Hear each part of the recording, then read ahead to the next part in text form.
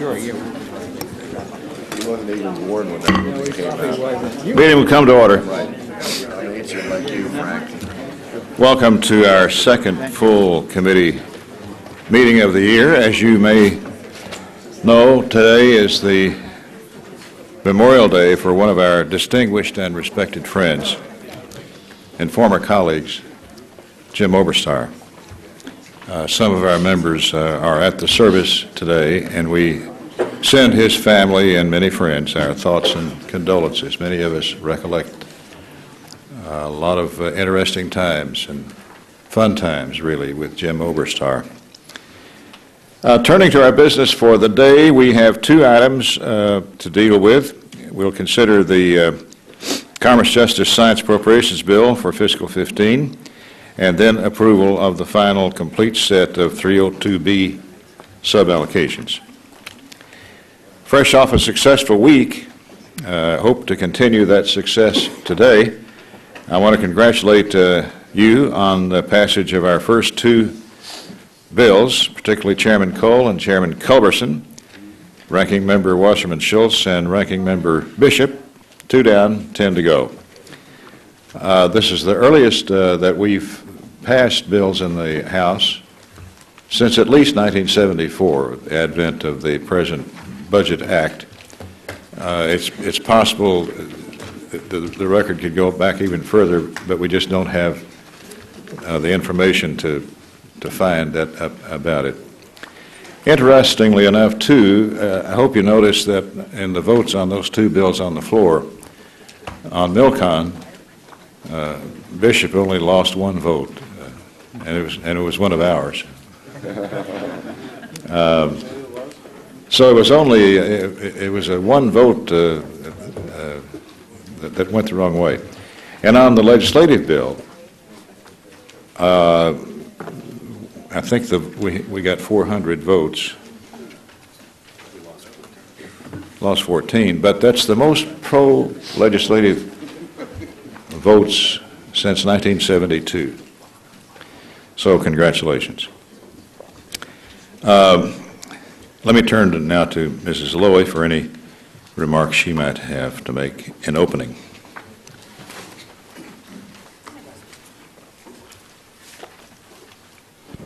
I want to thank you, Mr. Chairman. As we move forward, I know to the best of our ability we will try to be cooperative. However, we will certainly discuss the bills in detail as we proceed. But most important, before we begin and before we make our statements on Commerce, Justice, State, I want to say a word about Chairman Oberstar as well. I want to extend my deepest sympathies to his wonderful wife. Chairman Oberstar was one of the finest members with whom I've served in this Congress. Not only did he have a wonderful sense of humor, not only was he intelligent, but he was wise and he understood his bill cover to cover. It was extraordinary. And he was always ready to talk with every member, to help every member solve their problem. I happen to have Chairman Oberstar's office, which is a pretty nice office, and I think of him often, and on his passing, I just want to say again that he will be missed, and he is the kind of member we will always treasure because he's such a believer in the House and so committed to doing the right thing for his district and for the country. So I just wanted to share that with you as well. Before we move on to the CJS bill, does any member wish to make any opening remarks? If not, first order is the fiscal year 2015 Commerce, Justice, and Science Appropriations Bill. We're pleased to recognize the subcommittee chairman, Mr. Frank Wolf. But before I do that, and I'm sure this will be the first of many statements of this ilk during this markup, Frank Wolf and I came here together, classmates of 1980, the so-called Reaganauts. There were 54 of us we were in the minority in the House, but with President Reagan, we were able to overcome those numbers a few times. But Frank Wolf has been a great member of this Congress. I'm extremely proud that he and I came here at the same time, and we've labored together and hardly ever disagree. He's one of the most, if not the most conscientious member of this body that I know. He's motivated by Christian faith. He's motivated by doing the right thing. He's the son of a patrolman, a city patrolman in Boston, and he will be sorely missed in this body. So, Frank, we are going to miss you around here, especially on this committee, and for the work you've done on this bill. He's been either the chairman or ranking member of CJS since the time of Moses, and has always produced good bills. I give you Frank Wolf. Well, thank you.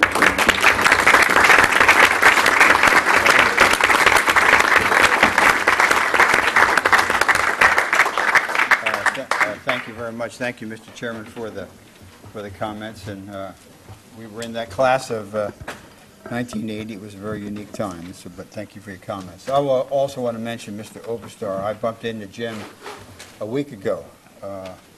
I chatted with him for about a half an hour, and he was very upbeat. Mentioned his time in the House. It was in an airport in Atlanta, and we were waiting to get on the same plane. But I just want to pay my respects. He also came out to my district a number of times. Did an event for the Wounded Warriors about 3 or 4 months ago out in Loudoun County. So I want to second the comments made by the chairman and by Mrs. Lowy, the ranking member.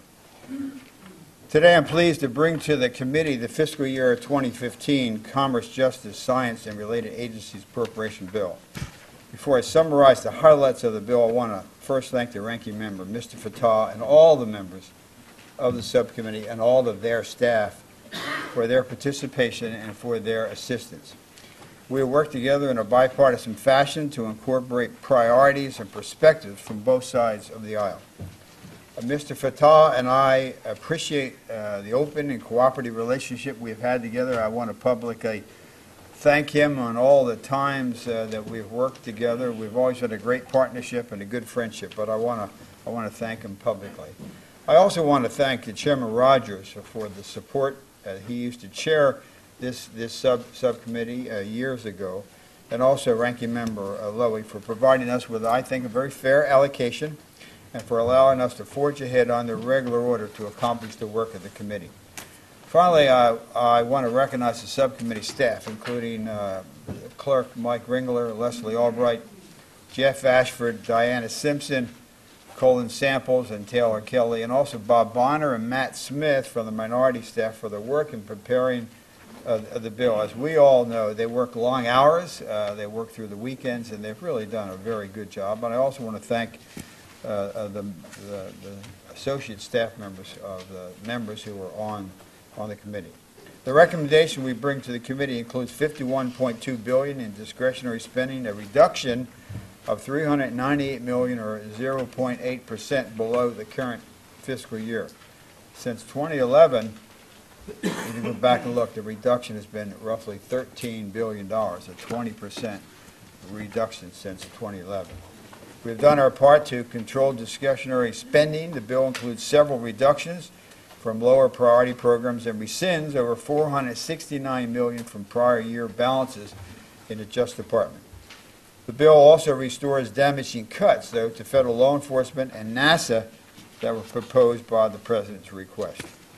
We have focused limited resources on the most critical areas, fighting crime and terrorism, including cyber attacks, improving weather forecasts and warnings, and boosting U.S. competitiveness and job creation by investing in science, space, exports, and manufacturing. For the Department of Commerce, the bill includes $8.4 billion. Severe weather events like the recent devastating tornadoes in Arkansas, Mississippi, and elsewhere often result in loss of life and economic ruin. The bill provides funding above the request, stress again, above the request for the National Weather Service operations, weather research, and NOAA's two flagship weather satellite systems that result in more timely and accurate warnings and forecasts. Simply put, these investments save lives. They save lives in Arkansas, they save lives in Mississippi, and they will save lives wherever the next severe weather event strikes. The bill also makes critical investments in manufacturing, export promotion, and job creation, including the Commerce Department's task force to incentivize U.S. companies to bring their manufacturing and services activity back to the U.S. The bill also includes $130 million for the Manufacturing Extension Partnership Program to help advance job growth in the manufacturing sector. The bill also includes important investment in the scientific research programs, including $856 million for NIST and $7.4 billion for the National Science Foundation. The funding for the National Science Foundation is at a record high. It's never been this high in the history, I think, of the country. Basic scientific research is a key to long-term economic growth and competitiveness, and it's the foundation for economic security in future generations.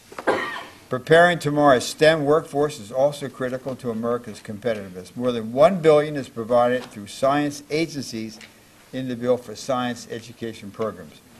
For NASA, the bill includes $17.9 billion, including an increase of $100 million for aeronautics research vital to the competitiveness of our aviation industry. So we have actually plussed that up, because if we lose that edge on aviation, it will be bad for our country, and also help improving airspace safety. The bill includes $4.2 billion for space exploration. This amount will allow NASA to meet upcoming flight milestones for the new Orion crew vehicle and the Space Launch System. The President's request for NASA science programs, I think, would have inhibited progress on planetary science goals, including missions to Mars and Europa. So this bill includes $5.2 billion for NASA science, restoring those cuts. Last year, at the committee's direction, the National Academy of Public Administration conducted an external review that found troubling vulnerabilities in NASA's security controls apparatus. We recommend funding in this bill for NASA to protect its cutting-edge technology with improved IT security, export control training, additional counterintelligence staffing, and operation of a new foreign national access management program. The bill calls for NAPA, which did the review, and former Attorney General Thornburg led it, to submit a follow-up report by the end of FY15 on NASA's progress in implementing the recommended improvements. For justice, the bill includes $27.8 billion. Defending the nation from internal and external threats is the top mission priority of the Department of Justice. Includes $8.5 billion for the FBI, an increase of $125 million over FY14 to continue counterterrorism activities, investigating a cyber intrusion. Both Director Comey and former Director Mueller said cyber will now overtake terrorism. Also, task force work to investigate and eliminate violent crime, particularly gangs and that are hitting the country hard. Federal prison operations are funded at $7 billion. Maintain staffing levels to ensure safe and secure operations. The bill continues funding, and this I appreciate Mr. Fatah and also Al Molahan, who's no longer with us, worked on this. The funding for the Chuck Colson Task Force on Federal Corrections, which will make recommendations for systemic reforms to increase public safety, improve offender accountability, reduce recidivism, and control costs in the federal prison system. The ongoing effort will distill lessons learned from recent innovations at state level and set a stage for these other reforms. You can't put a man or woman in prison for 25 years and have no rehabilitation, no training, and so I think this is an opportunity to bring liberals and conservatives. There seems to be a time that they're coming together, and so I hope this bill will be revolutionary in changing the prison system, and it's named after Chuck Colson. The bill also includes $2.1 billion for justice grant programs, including Burn Justice Assistant Grant, SCAT, Missing and Exploited Children programs, and prescription drug monitoring, which the chairman has been a leader on. It's also a landmark bill for reducing violence against women. and strengthening services to victims of domestic violence and sexual assault and stalking.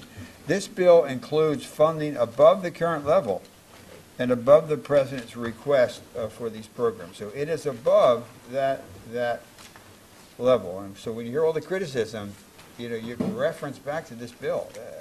It is above, and it's a landmark. Likewise, the bill represents a breakthrough in addressing horrific crime of trafficking in persons, modern-day slavery. Funding for victims' assistance and law enforcement task forces totals $45.4 million, increase of 31 million above FY14. The problem of DNA testing backlogs at crime labs and at law enforcement agencies nationwide demands action. The bill includes $125 million for existing DNA programs and an additional $36 million to address the backlog of sexual assault kits at law enforcement agencies. The bill also includes $58.5 million for programs to improve state record submission for the NICS background check system for keeping firearms out of the hands of prohibited persons, and $75 million to continue the comprehensive school safety program, which came out of this committee initiative begun last year. Whenever there is a terrorist attack, we must never forget our responsibility to the victims and the survivors. There is language in this report directing the Office of Victims of Crime to provide all appropriate assistance to the survivors and families of the victims of the November 2009 terrorist attack at Fort Hood. We will help the families and those who were impacted. And I appreciate Judge Carter, Mr. Rooney. I don't see Mr. Rooney, Mr. Rooney, and Mr. Fatah and the others. But we just going to let these people what took place to them at Fort Hood, and not to address it. They will report back to the committee on what assistance has been provided. Finally, we included report language directing the Justice Department to assist the democracy advocates, including those from IRI, a Republican group, NDI, a Democratic group, all funded by the Congress, who were tried and convicted in Egypt simply for carrying out U.S. government funding democracy programs. These convictions should not be recognized in the United States or elsewhere, and these individuals should not have to suffer any further negative consequences. We're trying to work with the authorizers, but next year or 2 years, if we don't deal with this, we're going to see a story that a federal employee, an NDI, a Democratic staffer or a Republican staffer, are going somewhere in Europe or in the Middle East, and at 3 o'clock in the morning, they're going to be taken out of their room and they're going to be put in a prison. And they were there doing what we wanted to. And not that this should make any difference, because this helps all 17. One of them was Ray LaHood's son. They can't now get insurance, because when they file an application for insurance, they're asked were they ever convicted of a felony. They were never convicted in the United States, but they were convicted by a fundamentally corrupt Morsi government. And so we have to help them, because otherwise what's going to happen, and one of them, it's already happened. I was told the other day by Lauren Craner that he was in Europe, and at 3 o'clock in the morning, one of the staff people with him, they broke through his room, the Interpol police picked him up and took him away for 5 hours. And so you're taken away, it's over a long weekend, or 4th of July weekend, you can't get the ambassador, and you're thrown in a prison. And while there are different circumstances, you ought to go see the movie Midnight Express. And so we want to help them. And I know Chairman Granger, and maybe it'd be better there. But if we abandon these people, and it's not a partisan issue, we abandon these people whereby, why would someone want to work for our government if they can't be protected? And the fact that they have a conviction and were living on the edge in Egypt anyway, risking their life, and then now their careers. Even when they file an application for voting and ask, have you ever been convicted? If they put no, they're lying. If they put yes, they really were not convicted. So we want to deal with this issue. In closing, I want to again thank the chairman for all the support, and thank Ms. Lowy, and I want to thank Mr. Fatah for the great partnership we have and all of the members. I yield back. Ranking Member from Pennsylvania, Mr. Fatah. Well, thank you, Mr. Chairman. The World Health Organization says that there are over 1 billion people worldwide with a brain-related disease or disorder. The National Institutes of Health says well over 50 million Americans suffer from some manner of brain-related disease or disorder. What the committee should be aware of is that with the complete cooperation of Chairman Wolf, we have launched the most important initiative ever in the history of our country to deal with these challenges, to understand the workings of the human brain. And it was in our first bill together that we laid the predicate, creating the interagency working group and the Office of Science and Technology. With Chairman Rogers and our ranking member's support, we were able to push this initiative to get some 20 federal agencies together to think through how we needed to make progress in this area. And then in our next bill, we put together this pharmaceutical industry initiative. In the spending bill signed into law by the President, the last one, we created this international collaboration. And in this bill today, we have our next piece to this puzzle, which is a major effort around neuroimaging, because we need to have a better look at how the brain works. But none of this would have been possible without Frank Wolf, the chairman of this committee, working with me and working together with our counterparts in the Senate. And it has the potential to radically change the landscape in terms of dementia like Alzheimer's and Parkinson's disease. It has the opportunity to deal with some of the challenges related to epilepsy and bipolar and issues, schizophrenia, to deal with addiction challenges that the chairman has been focused on in terms of understanding how the brain interacts around addictions issues. So the first thing I want to say is that even though we're going to talk about numbers today, this work is beyond the numbers, but within that context, the largest increase, I think, in any of our science accounts is in the area of neuroscience, where we now, in this bill, will fund over $105 million in the National Science Foundation, which is a major increase of over $21 million off of last year's number, and that was an increase off the number before that.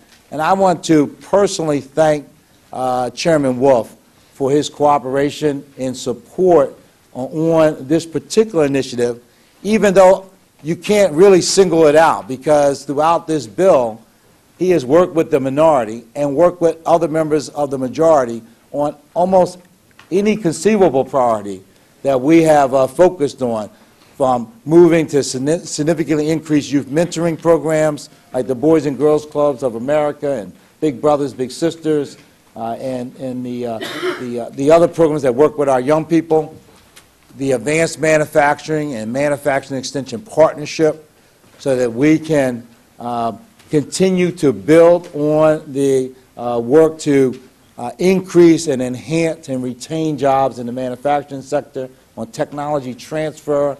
So first of all, with some $51 billion, $200 million, you will see throughout this bill, whether in commerce, where the manufacturing dollars are, or Select USA, or the export initiative, you will see efforts around jobs, the increase even above the administration's request for the Minority Business Development Agency.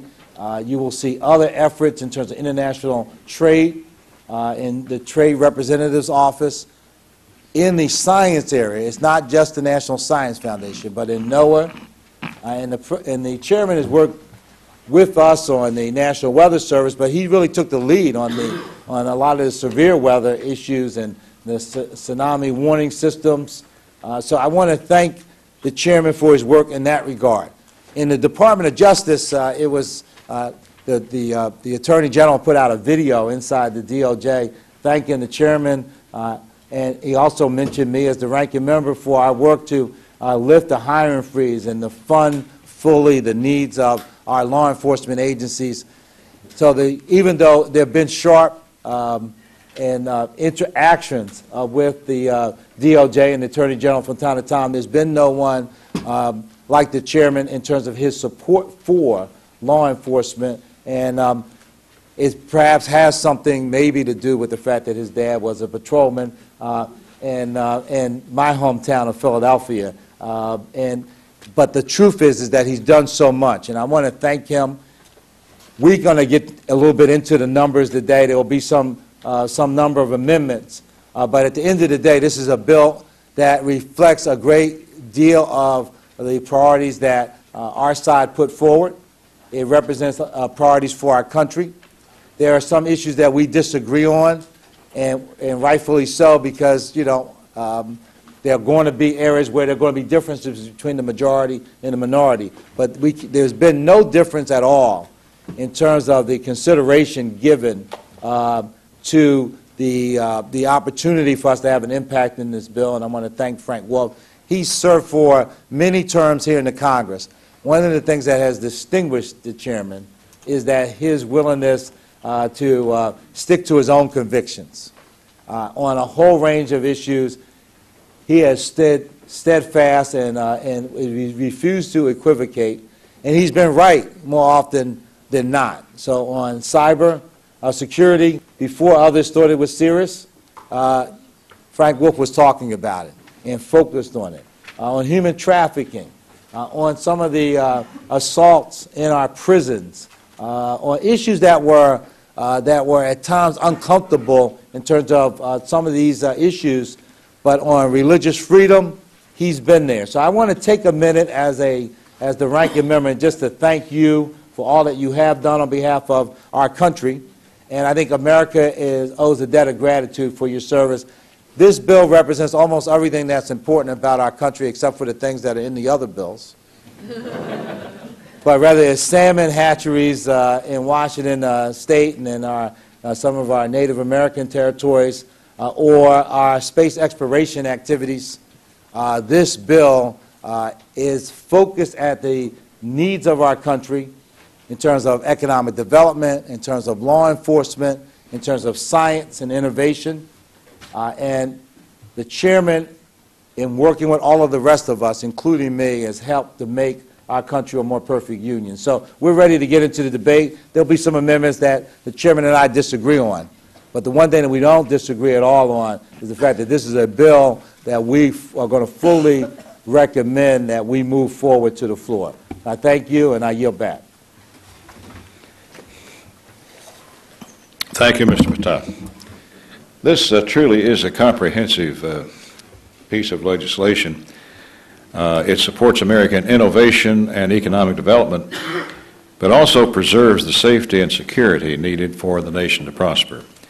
As Chairman Wolf has said, it's $51.2 billion for these departments, but as this committee has been doing with every piece that we've brought forth, we've made sure the funding is provided in a responsible and rational way.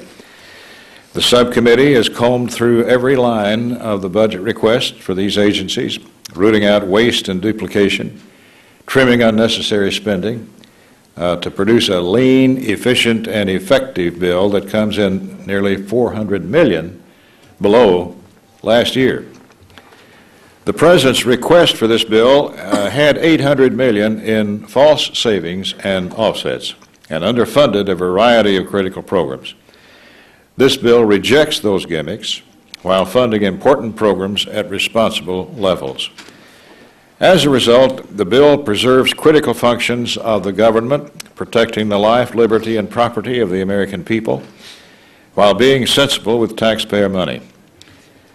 Our priorities in the bill include law enforcement, national security, public safety initiatives, and programs with great economic benefit.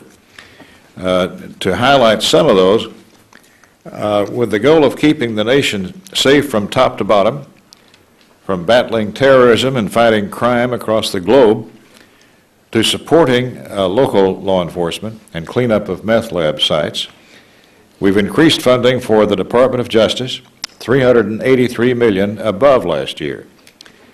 That includes increased funding for the DEA to continue the battle against illegal drugs, and I'm grateful that $367 million will go to efforts to combat prescription drug abuse.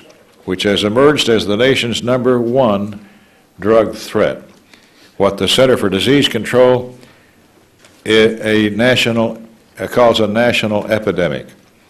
Too many families are dealing with the tragic permanent repercussions of this scourge on our country, and this cannot continue unabated. More people are dying from prescription drug abuse than car wrecks in this country. I recently had the pleasure of leading the effort for the 3rd annual summit this time in Atlanta. Summit on prescription drug abuse problems with the head of the CDC, the head of the NIH, FDA, the drug czar, and governors and attorneys general, with over 1,100 people from around the country coming to focus on this problem that's killing your constituents and mine, even as we speak. We've also increased funding above the President's request for the National Weather Service, as Chairman Wolf said, and fully funded programs that will help maintain and improve weather forecasting to help warn communities about potentially devastating natural disasters on the horizon. With the goal of advancing U.S. interests globally, we've targeted funding toward programs within the National Science Foundation and the Department of Commerce that work to improve U.S. economic competitiveness and innovation.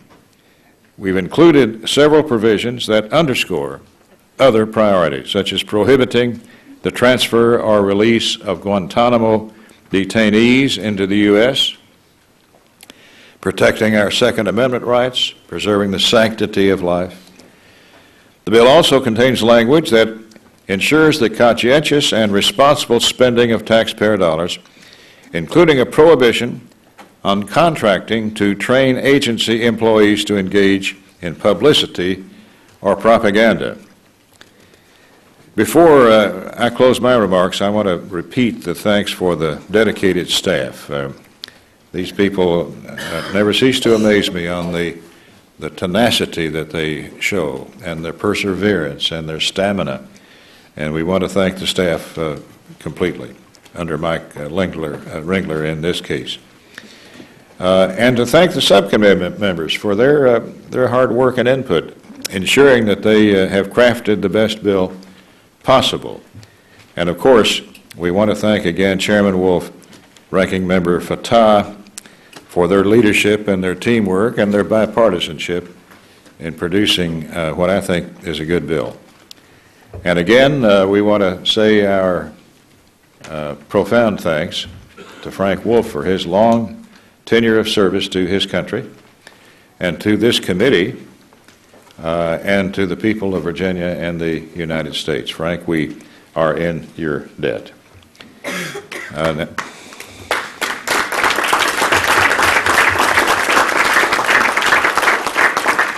Mrs. Loy. Thank you very much, Mr. Chairman. And before I make my statement, I'd like to join and thank Chairman Wolf for your service to this committee and to the country. In his calm, deliberate style. Most of the time. Frank Wolf never hesitates to speak out against injustice. But seriously, we will miss your booming voice. There is never any doubt about where Frank Wolf stands when there is injustice at any place in the world. And I know I have total confidence that you will continue to allow your voice to be heard loud and clear. I can think of so many instances, so many places in the world where you have made your voice heard, and we thank you very, very much and wish you good luck in the next chapter of your life, Frank. The fiscal year 2015 Commerce, Justice, and Science bill before us today provides good funding levels for important programs to support public safety, such as burn justice assistance grants, National Instant Criminal Background Check System, the NICS, and Violence Against Women Act services. I particularly want to thank Chairman Wolf for working with me to include report language in the manager's amendment directing the FBI to publish annual reports on the type of records submitted by each state and federal agency to NICS. NICS is only as useful as the information it includes, and these reports will help us improve the system. Chairman Wolf and Ranking Member Fatah should be commended for their work to fully fund the Office of Science and Technology Policy, including its working group on neuroscience, as well as an increase of $21.5 million National Science Foundation research related to the BRAIN initiative. I truly want to thank our ranking member for your work on this issue. And it's really a marvelous example to everyone in this room, especially our new members, because you can see what passion and direction can really accomplish when you care as much as Shaka Fatah does on these issues. So I truly want to thank you, and I want to thank the chairman for supporting your efforts. I look forward to the breakthroughs as a result of your work, and you mentioned Alzheimer's, autism, I think you left out. There are so many diseases that are mysteries today. And because of this work, hopefully, not only lives will be saved, but human suffering will be eased. And I really want to thank you and thank the chairman. In addition, I'm very pleased that this bill would provide $125 million for the DNA initiative, as well as $36 million for a new community backlog reduction program to process sexual assault kits, which currently are often untested for years, sometimes decades, when information contained in these kits could help identify violent criminals and put them behind bars. However, while I appreciate Chairman Wolf's efforts to work across the aisle to fund these vital services, I continue to be concerned by efforts aimed at limiting the ability of the federal government to keep firearms out of the hands of dangerous individuals. These riders and amendments have no place in an appropriation bill. There are items of concern that I hope can be addressed today or on the floor. The COPS program would be cut by $118 million, as well as, quote, the wet side of the NOAA, which includes cuts of over 5% to the coastal zone management grants, 40% to the fisheries habitat conservation and restoration. And while the bill funds NOAA weather satellites and the National Weather Service, it includes a sizable cut of 24% to NOAA's climate research account. As the National Climate Assessment showed, storms and weather events are becoming more frequent, more severe, and a result, more costly. We must invest in research to combat the threat of climate change, not sticking our heads in the sand pretending the science is wrong, because combating such an obstacle would be too costly and inconvenient. We have the opportunity to make better investments in this bill that could help provide for the health and safety of future generations of Americans. And I hope as this bill moves through the process, we can act together to do so. Thank you. Thank the gentlelady. Are there further opening statements? Mr. Serrano. Chairman, hope you don't charge fully the time I'm going to take, but for my time. But I don't want to miss the opportunity also to join in what will be a great chorus today in thanking Frank Wolf for his service and for his being a gentleman all the time. You know, I hold the distinction of being the only member of this, of our side, to have been ranking member to you and to Chairman Wolf on this subcommittee. Why I'm at the end of the committee in seniority is an issue we'll discuss someday, but it's a long story, and he's no longer here. That member is no longer here. But anyway, Frank Wolf, when you look at me right now, you'll notice that I'm sitting to your far left, and Frank usually sits on the right. And I think his strength and his talent is the fact that I never allowed him to work together with people, that we could disagree but never be disagreeable, and that he spoke ahead of time, way before other people spoke on some issues. He did it with passion, and then they became fashionable, the issues, politically fashionable. But he was warning us, for instance, about cyber attacks before anybody, half the people knew there was a computer available somewhere. And he was telling us things that we thought at times we didn't fully understand, and now we understand that they're major national security issues. So thank you, Frank, or as I call you, Paco Lobo. That's Spanish for Frank Wolf.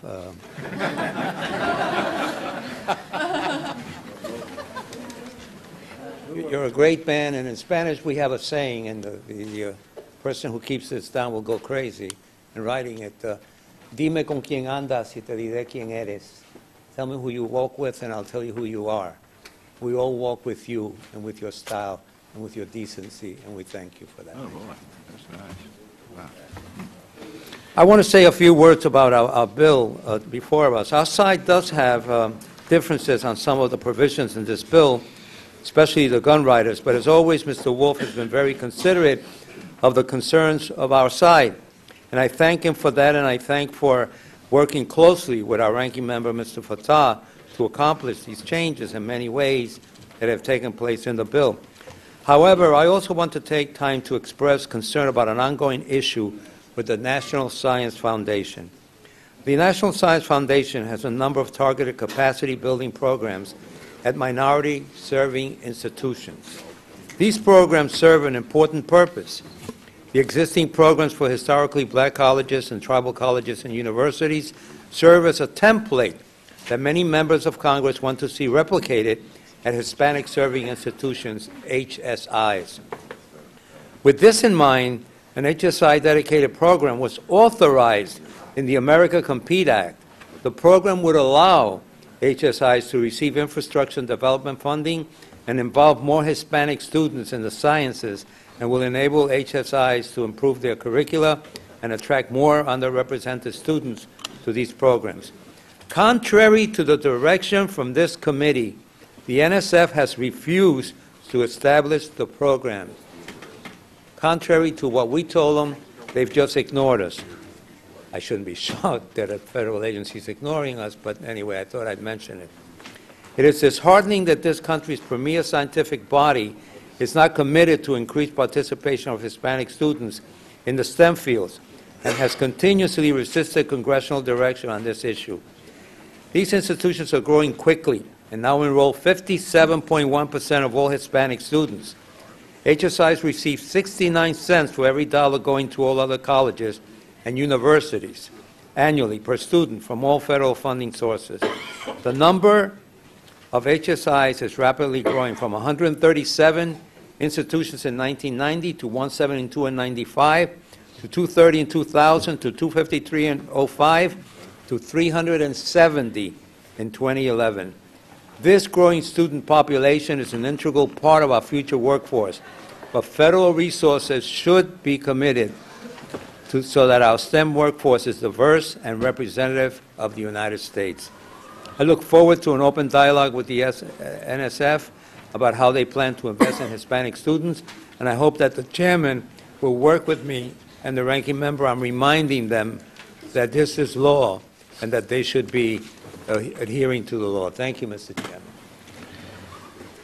If there's no further opening statements, Mr. Honda. Thank you, Mr. Chairman, and I made some comments during the subcommittee, but I think what I want to do is just associate myself to the comments that was made relative to Chairman Wolf, and I just wanted to be counted as part of the Wolf Pack, Paco Lobo.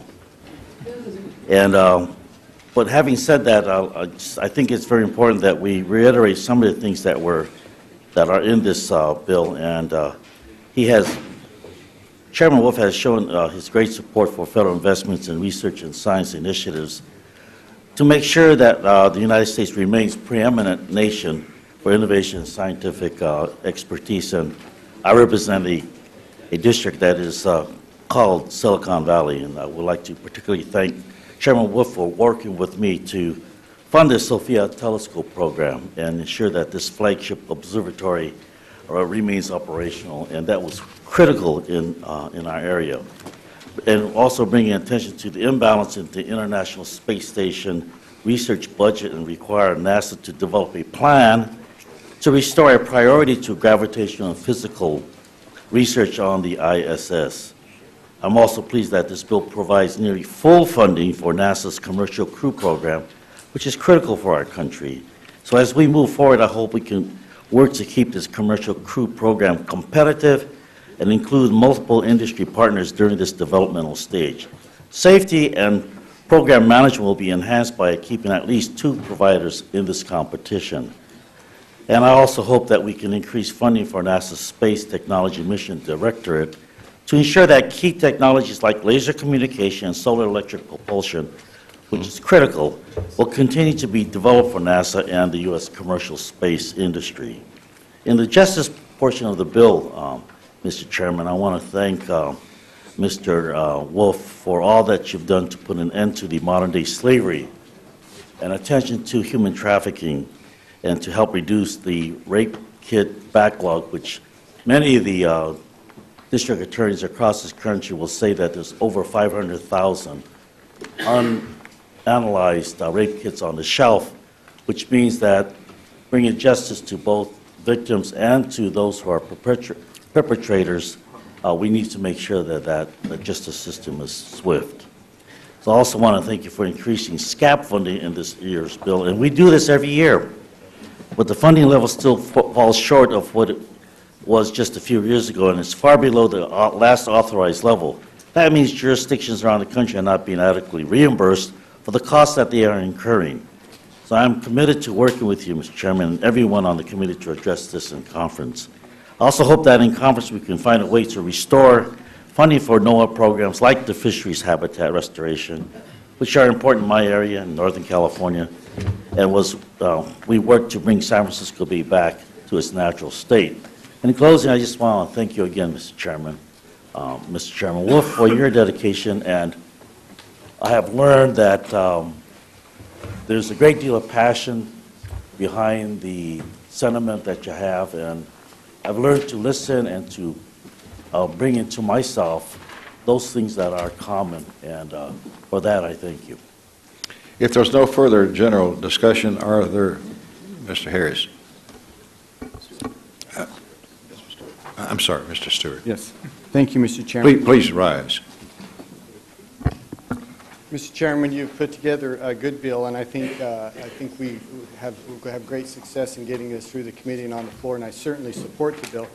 I'd like to discuss just very briefly a few important matters with respect to NOAA and its weather research program. The bill and the report emphasize weather research and forecasting with NOAA, and the damage caused by severe weather has been significant, as we've seen over the last few years particularly.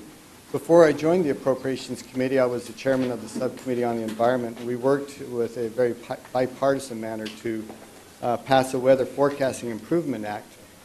This bill recently passed on the full floor on a voice vote. We worked with the ranking member to create a bipartisan bill that compromised and addressed not only the matter of funding with weather research, but perhaps more importantly, the looming satellite gap coverage from the polar satellites and from geostationary satellites as well. I would hope that the chairman would be willing to work with us as this bill moves forward to ensure that the NOAA funding maintains its emphasis on weather research and also aggressively works with the potential satellite coverage. Is there further general discussion? Hearing none, are there amendments?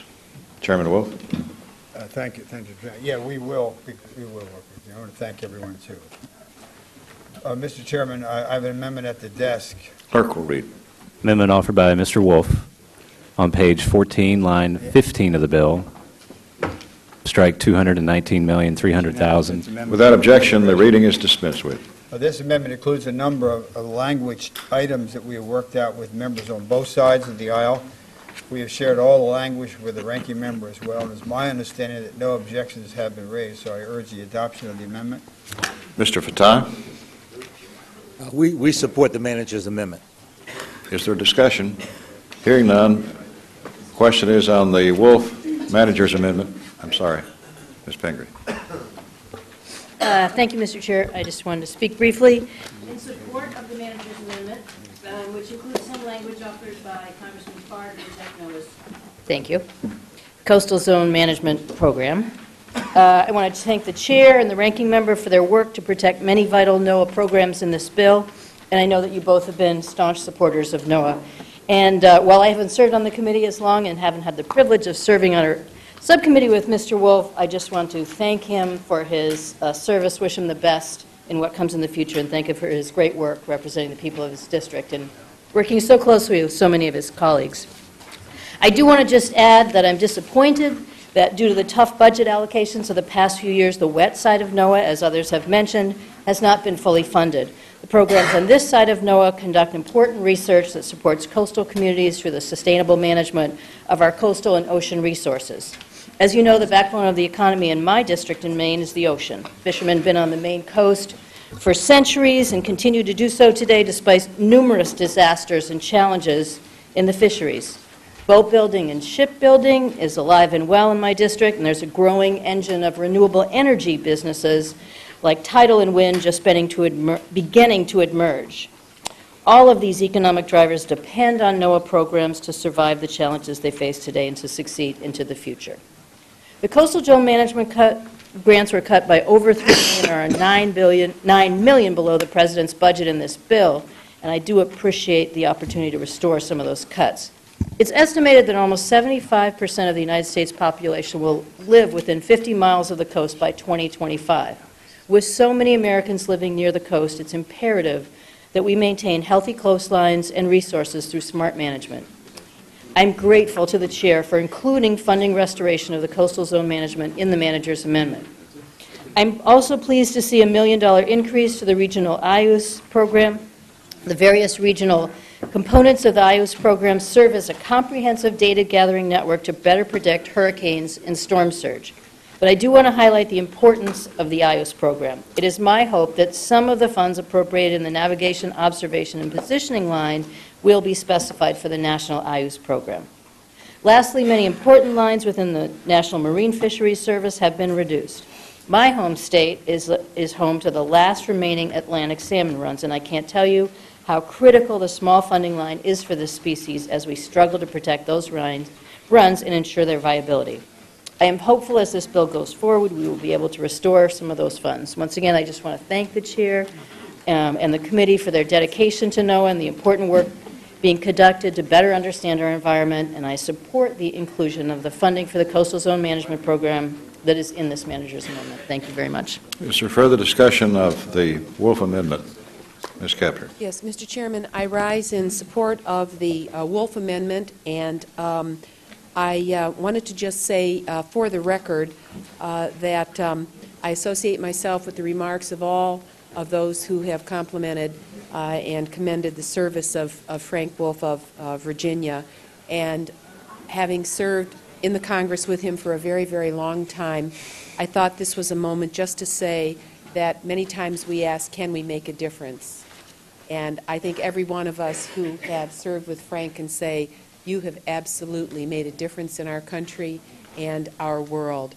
I've served long enough to remember when you and Tony Hall, a former congressman from Dayton, Ohio, traversed the world to some of the most forgotten places where children and babies were dying of hunger, and you brought forth information that changed the perspective of our entire country, the United Nations, the World Food Program. We could list many but you didn't have to do that coming from Virginia. You could have just stayed within the enclave of the Capitol, and you chose not to do that.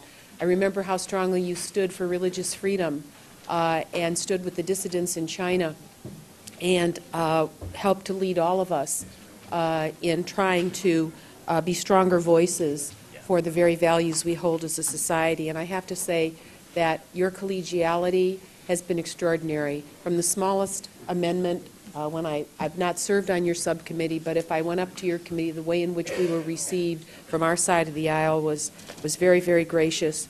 And I can recall even one small time when I gave a speech in your district and I asked for, where is that place, where are the directions, and you took the time to give me the most detailed set of directions to get where I was going inside your deep district. That kindness will never be forgotten, and I will never forget our conversation at the last inaugural where both of us commiserated about the raw partisanship that divides us here in the Congress and what we have to do as a country to heal that very deep wound. So adding my voice to those who have said thank you, I wish to do that on behalf of the people of our state. And I also wish to say thank you so very much for this amendment and for other aspects of this bill that deal realistically with our prison system and the large numbers of mentally ill who reside there now. For the record, let me just say there are as many as 400,000 inmates held in our nation's prisons and jails suffering from mental illness. If you have not had the experience of talking to your own county sheriff, ask your county sheriff or county sheriffs in your district what percentage of the prisoners in their jails are mentally ill, many comorbid with substance abuse. I can put this on the record in 44 of the 50 states, as well as the District of Columbia, a prison or jail in your state that holds more individuals with serious mental illness than the largest remaining psychiatric hospital in your state. In the state that I represent, in Ohio, 10 state prisons and 2 county jails each hold more mentally ill inmates than does the largest remaining state hospital. And in 19 out of 31 states responding to a survey, they reported a disproportionate share in prisoners with mental illness in the past 5 years. This truly is a national scourge. It is the scourge Dorothea Dix fought against over a century ago, and it is one that, with the help of this bill and with intelligent membership in this Congress and across our country, we can make a difference and not allow our prisons to become the domiciliaries for some of the sickest people in this country. And I want to thank both the chair and the ranking member for the additional funding that you have placed in the bill for neurological imaging and neurological research, because what is happening across this country, the countless deaths in our jails of people who are mentally ill and are completely abandoned by society, including their own families, should not be happening in this great country. I thank you for allowing me to place my voice and words on the record, and I thank the chairman very much for his leadership and obviously rise in support of your amendment. If there's no further discussion, the question is on the Wolf Amendment. All in favor say aye. Aye. All opposed say no. The ayes have it. The amendment is agreed to. Are there further amendments? Mr. Quigley. Mr. Chairman, I have an amendment at the desk. Quigley, Clerk will read. Quigley number 1. It's Quigley number 1. We waive reading. Amendment offered by Mr. Quigley. At the end of the bill, before the spending reduction Would account, dispense with insert the reading, following. Mr. Chairman. The reading is dispensed with. Chairman is recognized.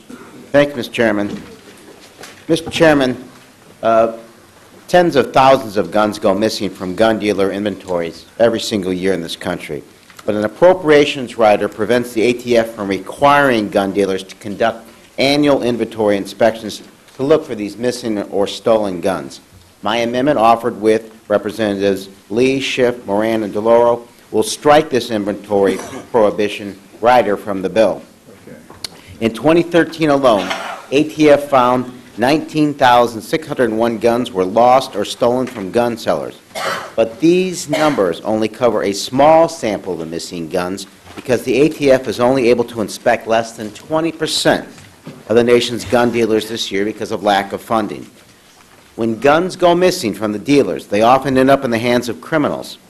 And because there is no record of how these guns disappeared from the store, they become impossible to trace, preventing law enforcement from solving gun crimes. The main way ATF ensures that gun dealers are complying with the law and not losing track of guns is through regular inspections. But because ATF is constantly underfunded, they don't have the resources to inspect every gun dealer. Because ATF is prohibited from requiring this common sense inventory practice because of a rider to the annual appropriations legislation, one of the so-called TR amendments. As a result, corrupt dealers can flood the streets with weapons because this rider prohibits the ATF from effectively identifying lost or stolen guns. In the larger sense, Mr. Chairman, we're never going to agree on all these gun issues, no matter what has happened, no matter how many tragedies take place in this country. But when you read the Supreme Court's ruling in the Chicago gun case, the majority wrote that the Second Amendment exists, but it's not unlimited. Like all the other amendments, it's not unlimited. Not everybody can have a gun or should have a gun, and we can agree on that, I hope. The last people you want to have guns are the people who got them illegally, because their intentions are fairly obvious. So while we can't agree on all aspects of how the Second Amendment applies to the use of guns in this country, we ought to be able to agree that bad people can't have guns. The vast majority of responsible gun owners and NRA members believe that the most important thing to do is to keep guns out of the hands of bad people. This is, in my humble opinion, one small step toward that end, because the Supreme Court has ruled, the legislation is what the legislation is. To me, this is a simple method to attempt to keep our country safe. And I live in a city in which, quite frankly, is the battleground for many of these issues. So I respectfully request its approval, Mr. Chairman. Chairman Wolf. Thank you, Mr. Chairman. I rise in opposition to the amendment. Also, the subcommittee funded ATF $20 million above last year. The provision being discussed was carried in every ATF appropriation bill since fiscal year 2004, and it was made permanent in FY15 in recognition that it was a non-controversial, long-standing law. There were no substantive objections to it being included in the appropriation bill between 2004 and 2013. So it was made permanent in FY13. In the President's FY15 request, they did not propose to repeal this provision. So with that, I'll just say I rise in opposition. Mr. Moran. Thank you, Mr. Chairman. I won't bother with the pointing out that this is clearly legislation on the appropriations bill. But there's ample precedent for that. Mr. Chairman, blocking inventory checks just makes it harder to catch law-breaking gun dealers who falsify their records. If a dealer's business model involves selling guns off the books to people who can't pass a background check, it's awfully convenient to be able to tell federal inspectors that no one had any idea guns were lost or stolen because they never checked the inventory. As Mr. Quigley pointed out, between 2004 and 2011, ATF discovered nearly 175,000 firearms missing from dealer inventories during compliance inspections. And that was just a smattering, a survey. That the guess is it was a lot more than that. Last year alone, ATF discovered about 20,000 guns that were lost or stolen from gun sellers. Guns that go missing from gun dealers often end up in the hands of criminals. We know that. We know what's going on. Now, the rifle that was used by the snipers who terrified this Washington, D.C. area in 2002 was stolen from a gun store in Tacoma, Washington.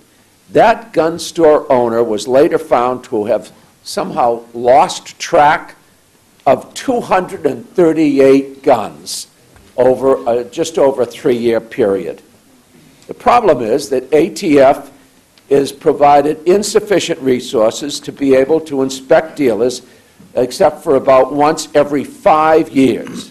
One way ATF could fill this gap in inspections would be to require gun dealers to conduct a once-a-year check of their inventory to look for missing guns and either certify that the guns were accounted for or report any guns that were discovered missing.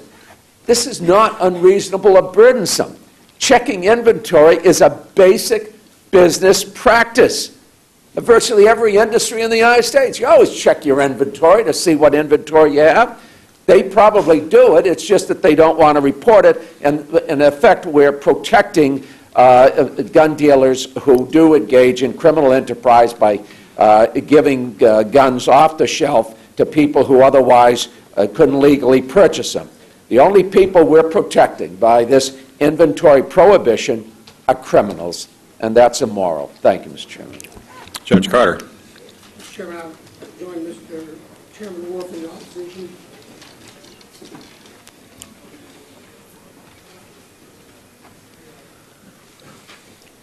I join the chairman in opposition to this amendment.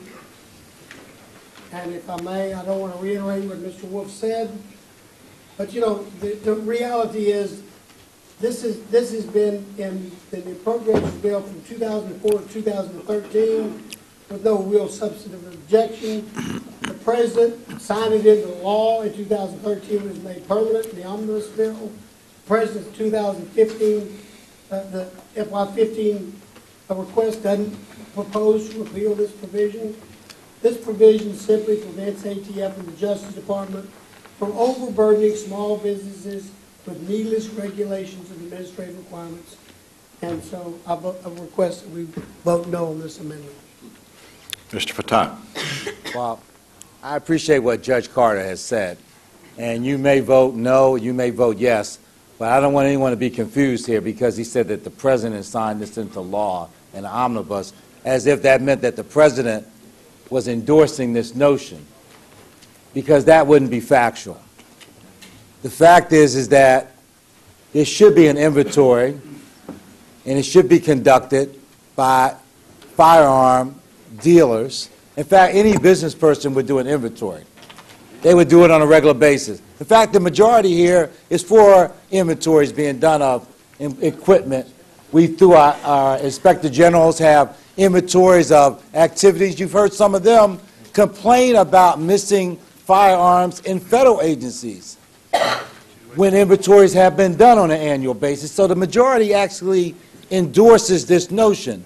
The Congress, you would like to maybe even take note, we have to do an inventory in our own offices of where our cell phones and computers and laptops. If something's important, you count it.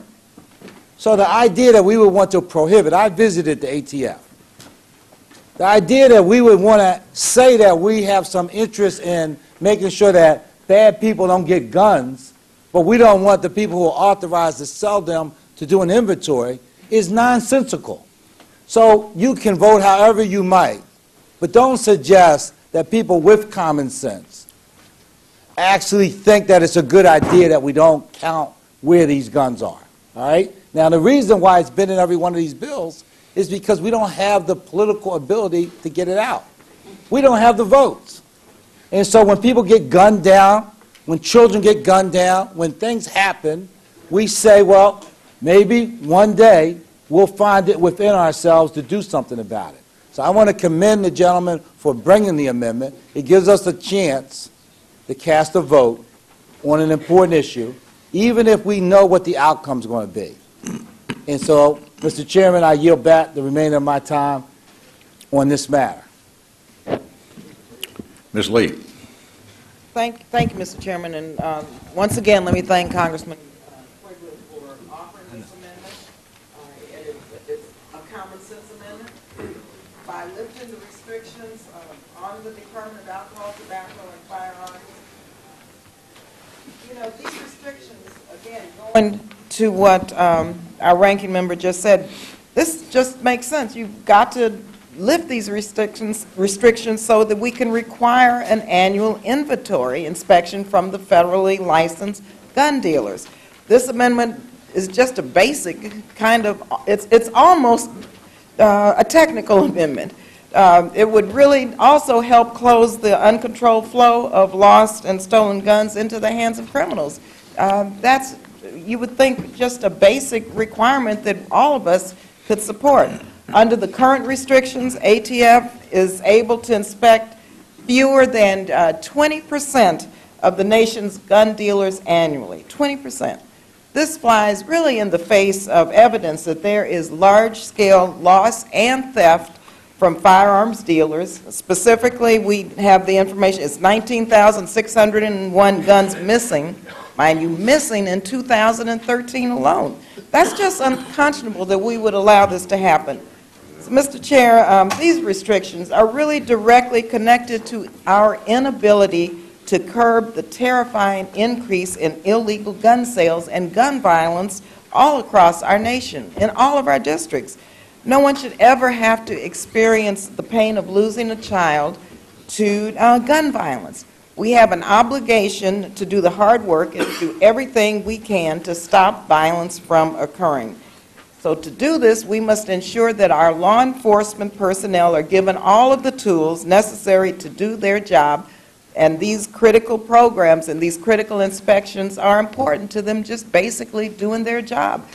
It has nothing to do with onerous regulations on small businesses. I mean, we're talking about lives. And we're talking about giving law enforcement one tool in their toolbox to save lives. So thank you again, Mr. Chairman. I wish we could get an aye vote on this. Mr. Laurel. Thank you very much, Mr. Chairman. I want to thank my colleagues for his amendment. It has been over 16 months since the tragedy in Newtown in the state of Connecticut, a full year since Adam Lanza murdered 6 adults and 20 children in cold blood, devastated a small-town community, but broke millions of hearts all across this great nation. And yet the families of Newtown who lost loved ones and families across America are still waiting for us to act in some capacity on something that might address this issue. No secret that the appropriations bills have been used incrementally to incrementally chip away at the federal government's ability to enforce the gun laws and protect the public from gun crime. I support this amendment. It would repeal a dangerous policy rider. It prevents the Bureau of Alcohol, Tobacco, and Firearms and Explosives from requiring gun deals to conduct an annual inventory inspection to look for missing and stolen guns. Again, my colleagues have pointed this out. It's just good practices, good business practices to see what's missing from your inventory. I suppose if you're a car dealership and you have 20 cars that are missing, you might want to know where the heck they are and what's going out the door. Thousands of guns go missing from federally licensed gun dealers every year. The comments have been made 2004, 2011. ATF discovered 175,000 firearms missing from dealer inventories. 2013, 19,600 lost or stolen. I just might add that they're come to bring it home. I mean, these are just not statistics. Bullseye shooter supply in Tacoma.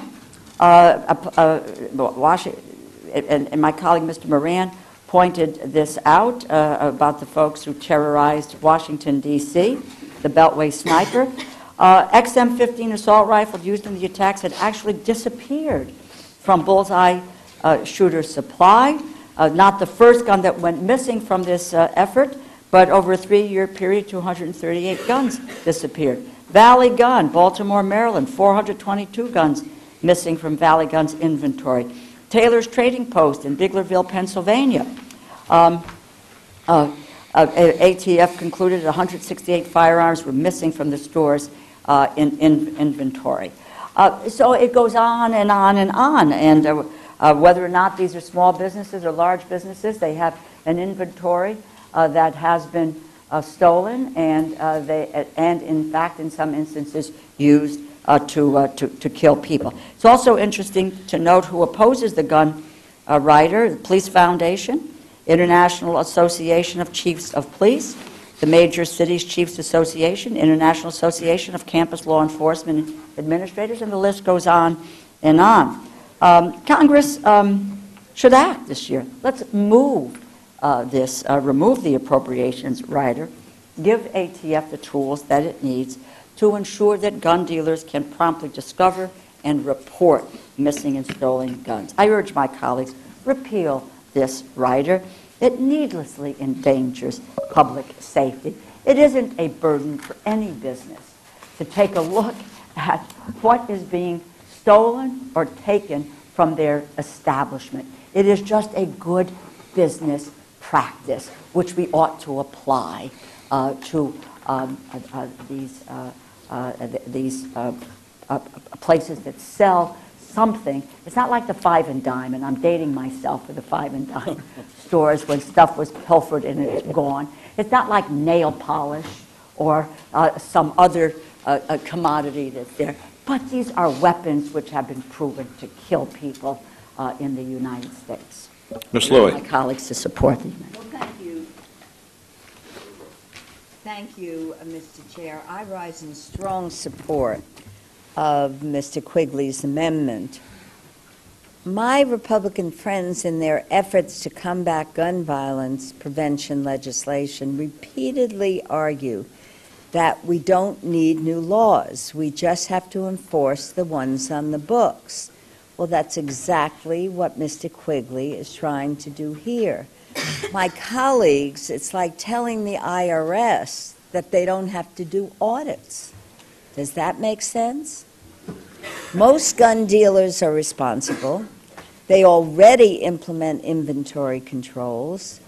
For instance, Walmart, the nation's largest retailer of guns, has voluntarily implemented inventory controls for over 5 years. But in every industry, there are bad apples. The business inventory rider makes it harder for the ATF to do its job. It makes it harder for law enforcement to find out where gun dealers are doing the right things and which ones have more troublesome histories. Quite simply, it makes it easier for criminals to get access to weapons, more difficult for law enforcement to protect our communities. Let's pass this amendment without delay. Mr. Honda. Thank you, Mr. Chairman. I rise in support of Mr. Quigley's amendment. We must be sure to act responsibly and rationally when it comes to guns, and safety and sensibility are the call of the day. And we must keep in mind the events of Sandy Hook, Connecticut, Tucson, Arizona, Fort Hood, and countless other tragedies that visited our country. Gun policy writers have unintended consequences that can be prevented if these issues are properly and thoroughly debated in Congress. And I seem to recall, aside from inventory, in the past, in the recent past, the chairman of the Oversight and Government Reform Committee had roundly criticized the Attorney General for not being able to come up with a list of guns that were missing or that were used in a commission of crimes at the border. The fact remained that this amendment was still in existence, so the ability to be able to trace guns that was used in the commission of a crime was a barrier to being able to pursue that information. And so it seems to me that this is probably a good time for us to revisit this, not only the issue of inventory, but also being able to address the issue of when guns are used in commission of a crime, we should be able to trace those guns and find out where it came from, how it was sold or obtained, and then apply the appropriate justice to that. Absent that, crimes and tragedies will continue, and we hold it in our power to be able to avoid that now. I recommend that we support this amendment. Mr. Quigley's. Mr. Chairman? Mr. Gentleman's recognized. Thank you, Mr. Chairman. You notice when you put somebody up on the dais that he feels like he has to speak. That's a negative. Anyway, I rise in opposition to the amendment from the gentleman from Illinois. Let me tell you why. The Gun Control Act of 1968 requires all federal firearm licensees, or FFLs, to keep and maintain a record of all firearms in their acquisition and disposition bound books. They're already required to keep a record of those. Under existing law, the ATF can show up without notice and inspect the FFLs and their A&D books. Law enforcement can already show up unannounced at any time during a bona fide criminal investigation, and as such, this amendment, frankly, is duplicative. Now, if the argument is, well, they don't inspect everybody, they don't have enough people, they don't have enough money, then address that problem. Have an amendment here that puts money from something else into the ATF so that they can inspect more.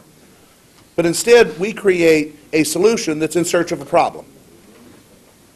The sponsor of this amendment is concerned about lost or stolen firearms, but the FFLs are already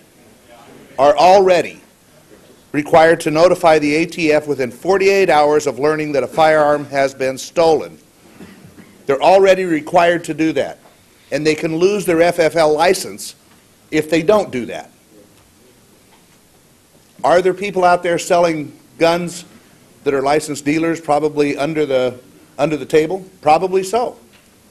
Are there some people who don't comply when one is stolen and don't report to the ATF? Probably so. They're acting in a criminal manner. What makes you think that they will all of a sudden become good citizens and act according to the law if you pass this? They are, by definition, acting criminally. This will not help the problem. There is already a solution that is on the books. And what we need to do is, if they're not doing their job because they don't have enough resources, then we need to work to get the resources in to address it. I thank the chairman, and I would urge my colleagues to vote against this amendment. Mr. Chairman, a point of inquiry. The gentleman state his point. I agree if something's on the book that we should follow through, but through our process in lawmaking, is it correct that subsequent laws that were passed and subsequent laws that affect past laws, do those laws that come after take precedent over the laws that were passed previously? For instance, if there was a requirement for inventory or following up on guns that are used in commission of a crime. Gentleman will state his point of order. What is the point? I'm asking that if a newer law or a new resolution was placed on the books, does that neutralize previous laws that are similar? Yes or no? I don't know. Further discussion. Well, the point is the gentleman's already spoken. Is there further discussion? Question. Mr. Quigley is recognized for a minute to. Thank you, Mr. Chairman. I want to thank the gentleman from Idaho for helping make my case. There aren't the resources. ATF gets one shot at this a year, and obviously it's not working. So if you care enough to deal with this issue, either fund ATF appropriately or pass this. If there was an issue, as it was stated by the gentleman, then Mr. TR wouldn't have done anything.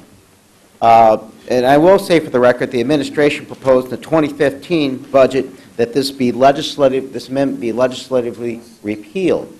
So there's a concern here. For those keeping track at home, violent felons, those dangerously mentally ill, people on terrorist watch list, people on no-fly list, people we don't think are safe to be on an airplane, or people we have a pretty good idea are terrorists, can go buy guns, whatever they want, especially like in Indiana, close to my home, at a gun show. Here, we're saying we're going to extend, de facto, Second Amendment rights to people who get their guns illegally. Please stop saying you're supporting responsible gun owners. You are, because all I'm asking you is say, and the irresponsible ones too, the ones who are very dangerous. If we don't have any commonality when it comes to bad people getting guns, then we will get nowhere. Question is on the Quigley. I ask for a recorded vote. Questions on the Quigley amendment. All in favor say aye. Aye. All opposed say no. No. The noes have it. The amendment is not agreed to. A recorded vote, please. Recorded vote is requested. A sufficient number supporting call is required. Mr. Adderholt? No. Mr. Adderholt, no. Mr. Amadei? No. Mr. Amadei, no. Mr. Bishop? Mr. Calvert? No. Mr. Calvert, no. Mr. Carter? No. Mr. Carter, no. Mr. Cole? No. Mr. Cole, no. Mr. Crenshaw? Mr. Crenshaw, no. Mr. Cuellar? No. Mr. Cuellar, no. Mr. Culberson? Mr. Culberson, no. Ms. DeLauro? Ms. DeLauro, aye. Mr. Dent? Mr. Dent, no. Mr. Diaz-Balart? Mr. Diaz-Balart, no. Mr. Farr? Mr. Farr, aye. Mr. Fatah? Mr. Fatah, aye. Mr. Fleischman? Mr. Fleischman, no. Mr. Fortenberry? Mr. Fortenberry, no. Mr. Frelinghuysen? No. Mr. Frelinghuysen, no. Ms. Granger? Ms. Granger, no. Mr. Graves? Mr. Graves, no. Dr. Harris? Dr. Harris, no. Ms. Herrera-Butler? Ms. Herrera-Butler, no. Mr. Honda? Mr. Honda, aye. Mr. Joyce? Mr. Joyce, no. Ms. Capter? Ms. Capter, aye. Mr. Kingston? Mr. Latham? No. Mr. Latham, no. Ms. Lee?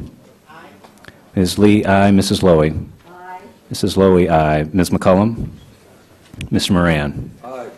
Mr. Moran, aye. Mr. Nunnally? Mr. Owens? Mr. Owens, no. Mr. Pastor? Mr. Pastor, aye. Ms. Pingree? Ms. Pingree, aye. Mr. Price? Mr. Price, aye. Mr. Quigley? Mr. Quigley, aye. Mrs. Roby? Mrs. Roby, no. Mr. Rogers? No. Mr. Rogers, no. Mr. Rooney? Mr. Rooney, no. Ms. Robo-Allard? Ms. Robo-Allard, aye. Mr. Ryan? Mr. Ryan, aye. Mr. Schiff? Mr. Schiff, aye. Mr. Serrano?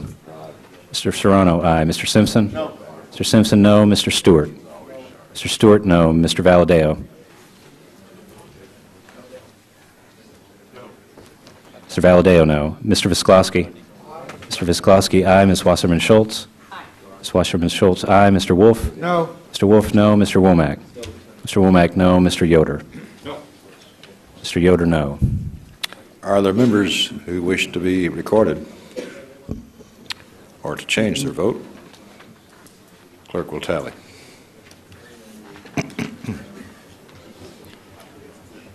A reminder, while the vote is being tallied, we will have recorded votes on the floor, I'm told, around 2:30-ish.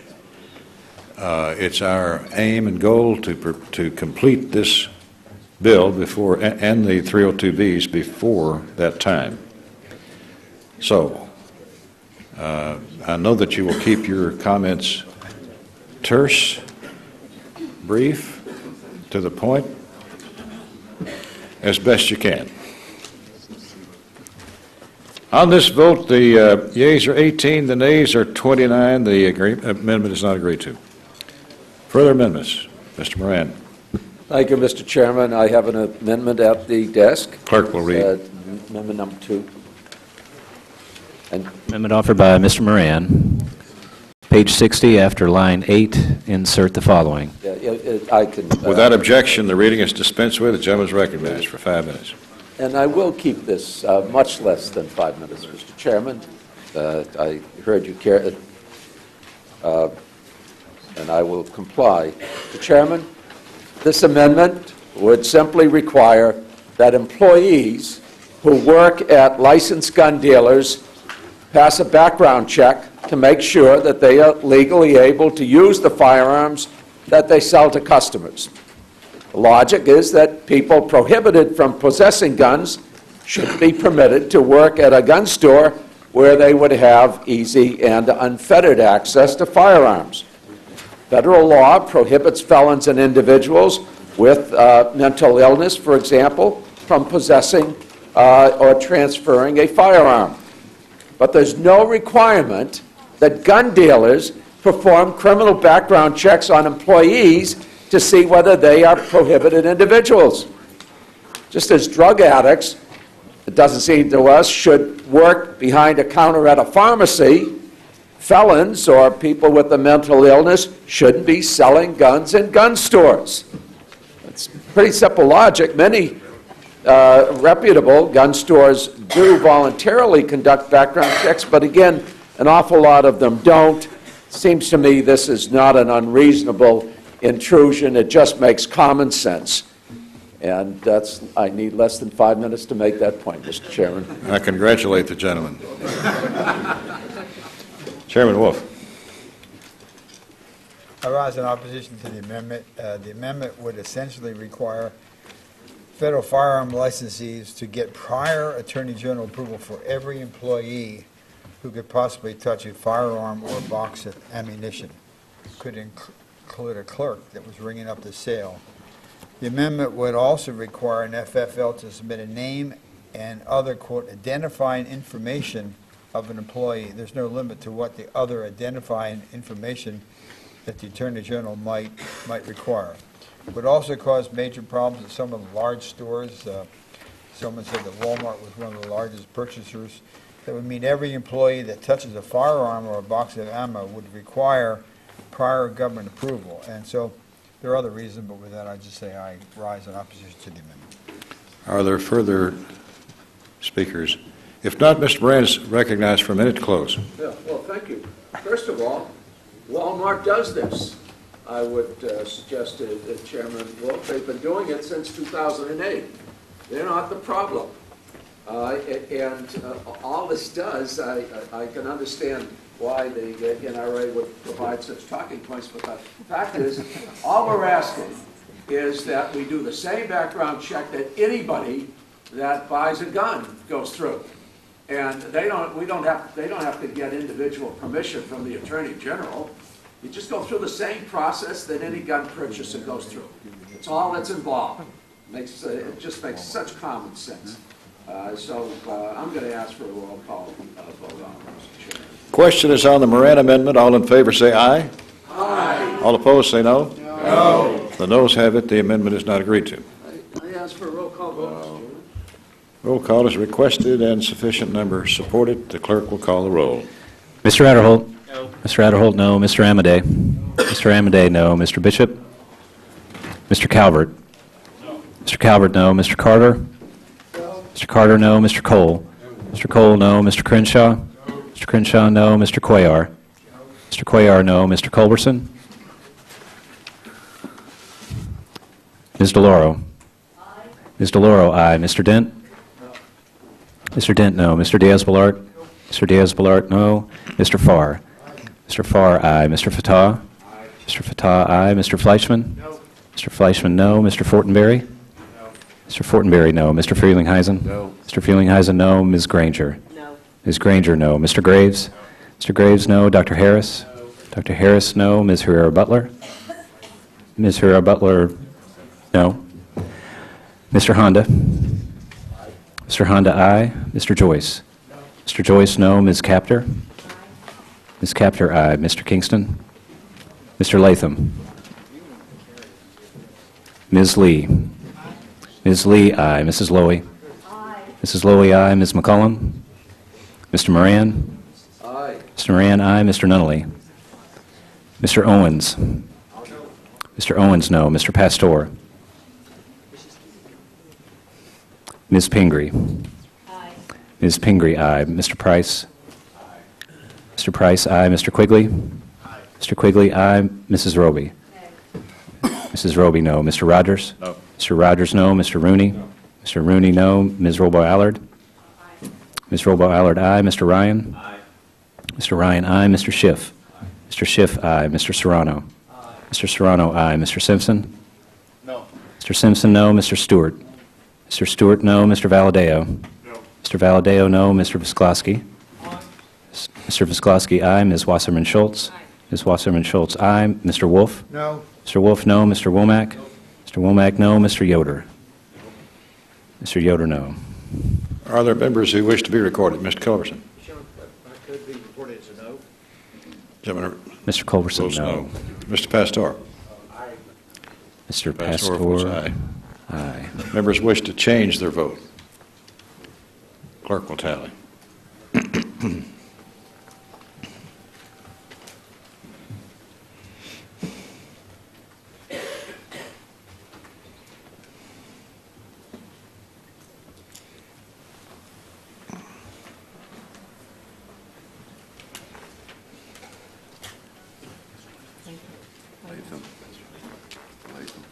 Mr. Latham votes no. Mr. Latham, no.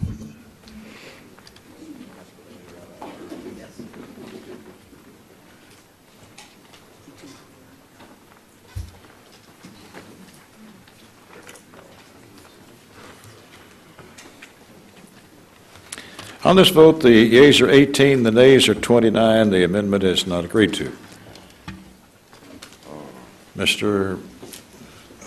Ms. Wasserman-Schultz. Thank you. Clerk will report. Amendment offered by Ms. Wasserman Schultz. Page 7, line 17, insert reduced by $1 million after the dollar amount. Page 50. Without objection, the reading is dispensed with. The gentlelady is recognized. Thank you, Mr. Chairman. This is a modest amendment that would have no effect on budget authority. It would allocate $1 million for the Juvenile Justice Missing and Exploited Children program so that Internet Crimes Against Children task forces can have the resources that they need to begin participating in the Hero Child Rescue Corps Wounded Warrior program. The funding is offset from the census. It's $1 million that represents 1/100th of their total allocation. And just to give you a quick idea of what the Hero Child Rescue Corps program is, it's designed for wounded warriors, injured and ill Special Operations Forces to receive training in high-tech computer forensics and law enforcement skills, and to assist federal agents in the fight against online child exploitation. Upon successful completion of the program, HERO interns have the knowledge, skills, and experience to apply for careers with federal, state, and local police agencies and other organizations in the field of computer forensics. This program has had a successful partnership already with ICE Cyber Crimes Unit, which is funded in the Homeland Security Appropriations Bill. The ICAC Task Force commanders and many of their affiliate agencies across the United States have expressed a strong demand for our HERO Corps graduates, and by offering federally trained, certified, and experienced personnel, the HERO Corps provides significant savings in lean budget times. So I ask for your support of this amendment. It may only be $1 million investment, but it'll go a long way toward getting our wounded warriors back to work while simultaneously cracking down on the worst in society, child sexual predators. I believe that Chairman Wolf and Ranking Member Fatah are hopefully still in support of the amendment. And I yield back. Chairman Wolf. Oh, we do. We support the amendment. Chair, Mr. Fatah. Mr. Chairman, I had a wounded warrior working in my office, did an extraordinary job, great young man. I won't go through the whole story, but this particular amendment, the chairman and I have agreed to that we would accept it. The Center for Missing and Exploited Children, I have visited the work they do. Many members may not be aware, we have well over 1,000 young people who go missing every day in our country. And so it's critically important work, and the computer forensics associated with doing some very detailed work. Sometimes it takes years, and in extreme cases, decades, and in some unfortunate circumstances, we never find these children.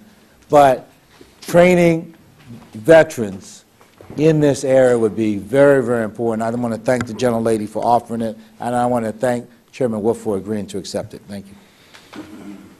Does the gentlelady wish a minute to close?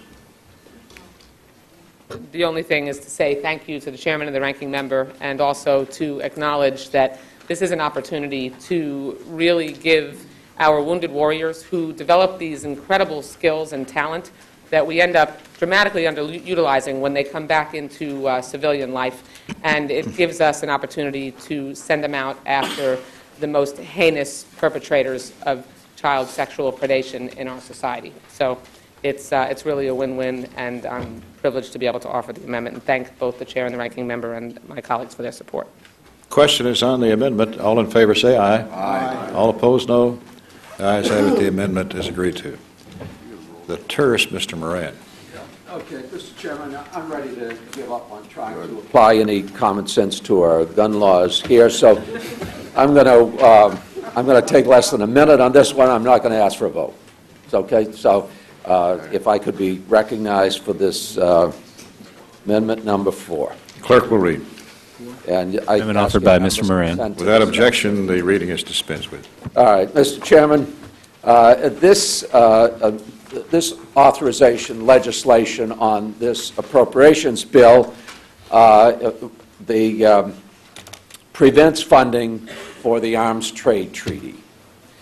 Now, the United States has relatively tough regulations governing the trade of weapons, but many countries have weak or ineffective regulations, if they have any at all. In the absence of clear international standards for arms transfers increases the availability of weapons to terrorists and insurgents, obviously endangering U.S. troops and personnel abroad, and undermines efforts to promote peace and stability. The second point I would make, and I would just ask the members of this committee to reflect for a moment upon this, when the General Assembly endorsed the Arms Trade Treaty. It was with a vote of 156 to 3. And this legislation in this bill would put us alongside those 3. So the whole rest of the world thought this was a good idea to have some international standards. There were 3 outliers. You can guess. Iran doesn't want international standards. North Korea doesn't want international standards. And Syria doesn't want international standards. And now, with this bill, the United States will say we don't want international standards in arms trade either. Makes sense that we would join the other 156 nations of the world instead of those 3, but I understand that the vote would not enable us to do so, so I withdraw the amendment, Mr. Chairman. The amendment is withdrawn. Are there other amendments? Ms. Lowy. Thank you, Mr. Chairman. Mr. Price and I have an amendment at the desk. Clerk will read.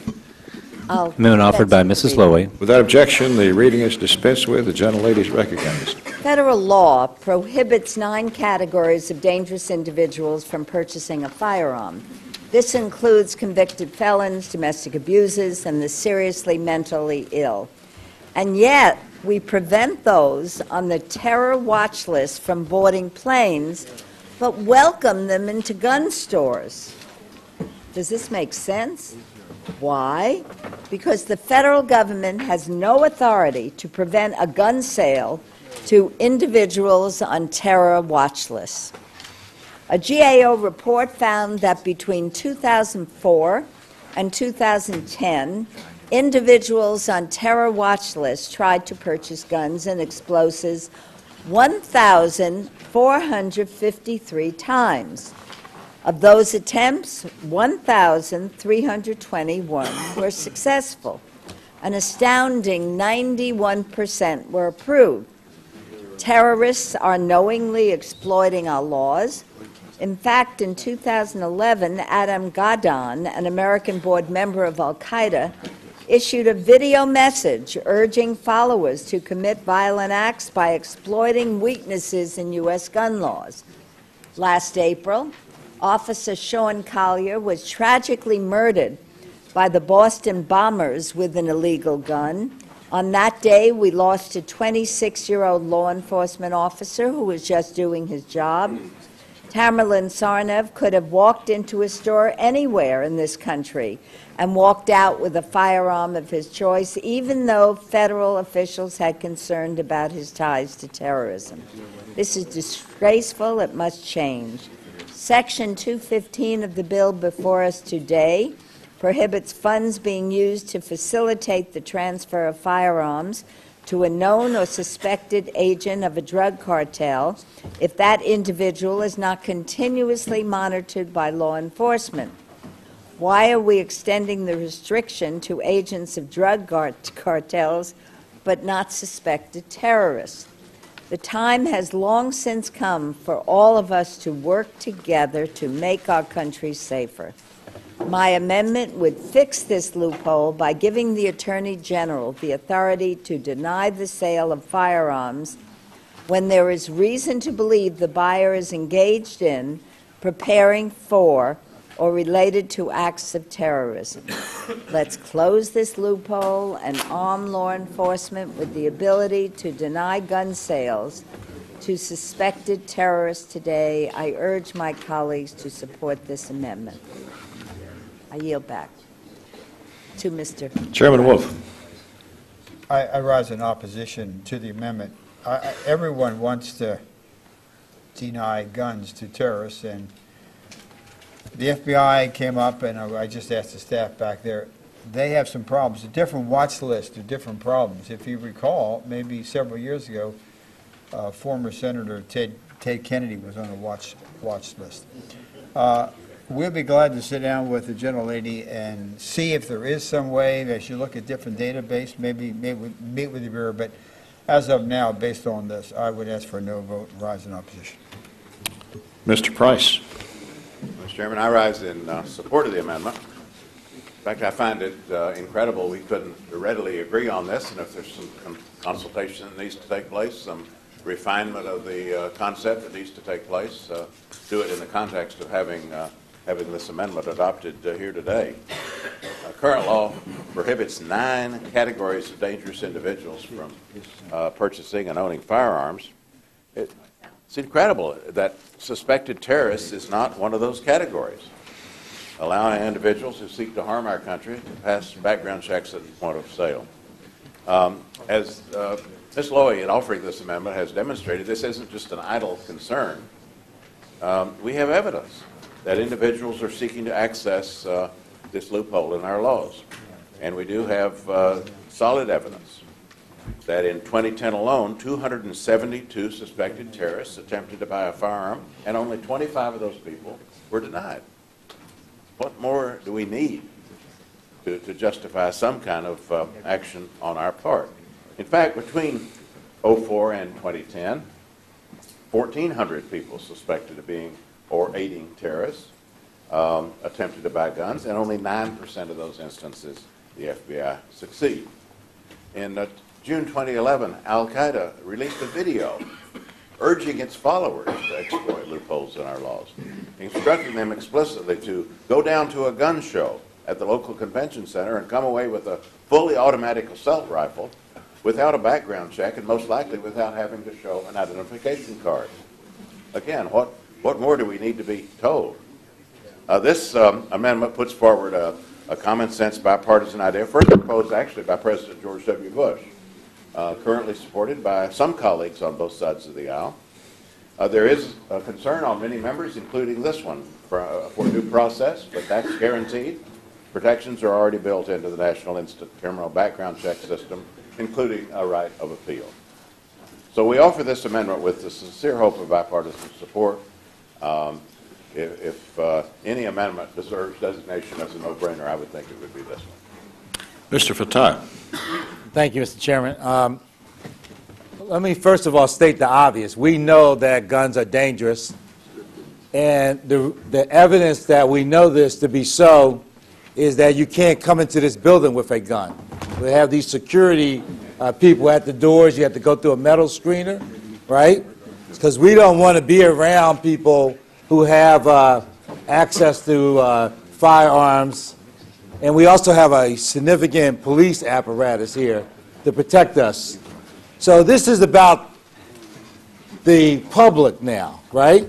Now, one of my colleagues, Ms. Capter, said that Frank Wolf had provided some directions in Virginia when she had to go down to give a speech.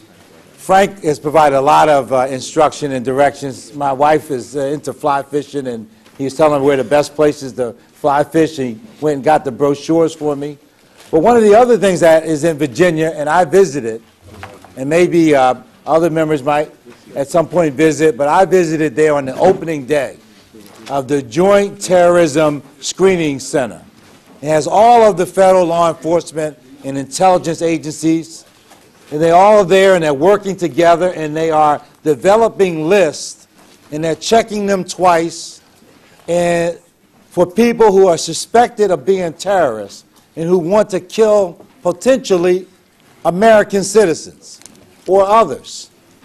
And they have these lists, and then the question is to make sure that these people who are on this list are prevented from getting easy access to transportation, like get on airplanes or in other cases be able to do other things. And this amendment is pretty straightforward. It just says that maybe people on that list shouldn't have free access to go willy-nilly and buy any manner or number of firearms here in America. And I hope that we can find a way in which we could get this amendment to become part of the law. It seems like it's commonsensical, and it would make use of the list that's being developed at the Joint Terrorism Screening Center, and would make use of it for benefit of people who don't always work in buildings where they have metal screeners and major police apparatuses to protect them. Thank you. Mr. Carter. Mr. Chairman, I reluctantly rise in opposition to this amendment. Now, say, if I may proceed, And I say this because, quite honestly, I joined Ms. Loy. I don't want terrorists to have the access to weapons either. And I don't mean in any way to be criticizing, but I'm looking at this amendment, and I can understand why the law enforcement agencies would say this needs to be refined. We need to discuss it because it addresses this by saying the Attorney General may deny the transfer of a firearm if the Attorney General determines that the prospective transferee is known or appropriately suspected to be or has been engaged in conduct constituting in preparation for, in aid of, or in relating to terrorism. There's an awful lot of things in this that need to be defined to narrow this down to where it's more specific about terrorist acts. We don't talk, and one man's watch list may not be another man's watch list. And so I agree with the concept that our colleagues are trying to go forward, but I believe that this should be more refined, and I understand why our law enforcement people would ask that we refine it before we instigate it. So I reluctantly rise in opposition. Chairman? Mr. Price. Chairman Gill for a question, or the chairman perhaps is the one to address this to. I've been listening to what Mr. Carter says. It sounds reasonable to me. Does Judge Carter, do you yield? Yes, I Been would listening to what you have to say. Sounds reasonable to me. We're going to have several hours here, looks to me like, before the markup is completed. How about let's undertake a look at this in the time we have, and maybe by the end of the meeting we could agree on an amendment. Is the gentleman asking Mr. Carter to step outside with him? However he wants to proceed. I'll join too, since we are the co-sponsors. Ms. Loy is recognized for a minute to close. Well, Question is asked. In answer to the question, about 40 years ago I was in the legislative drafting business, but I haven't been in the legislative drafting business since. And I would say to do this appropriately, I'd like to see Justice and the FBI and others to be involved in refining this definition. I don't disagree with the concept of keeping guns out of the hands of known terrorists. My problem is I'm concerned that this is something that needs to be narrowed down, and suspectedly some of these other things don't work too well. I'd be glad to participate, but I certainly wouldn't rely on my drafting ability for legislation. Last time I drafted legislation, I was 26 years old. And I'm a little older than that now. Thank you, Salmon. Perhaps between now and floor consideration, we could get a commitment to work on this. And maybe Justice could do it, and we could come up with something that narrows it well. Sure, I ought to ask the staff, but when everyone was talking, would they call the FBI and sit down and see if there's something? So the answer is yes. Thank you, Mr. Chairman. Ms. Loy is recognized to close. Mr. Chairman, there seems to be an agreement that there's value in this amendment, and if I can get Judge Carter to co-sponsor this amendment with me, and as just to remind us all, this amendment reflects a policy that was first proposed by George W. Bush administration. So I think it's so important. I would love to have bipartisan support. And Mr. Chairman, Mr. Wolf, Chairman, as suggested by Judge Carter and my friend Mr. Price, let's work on this, and hopefully by the time we get to the floor, or you originally suggested, a little discussion outside, but it may take a little longer, I have a feeling. Let's see if... I would be honored. Well, I'd be honored to work with you. Thank you. Thank you. And I withdraw it for now for further discussion. The amendment is withdrawn. Are there any other amendments? Mrs. Lee.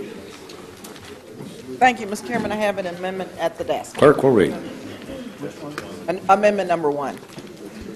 Amendment offered by Ms. Lee, page 52, line 18, increase the dollar amount by $180,500,000. Without objection, the reading is dispensed with. The gentlelady is recognized. Thank you very much, Mr. Chairman. This amendment is co-sponsored by my colleagues, Mr. Quigley from Illinois, and also Congresswoman DeLaura and Papter, and I want to thank them for co-sponsoring this.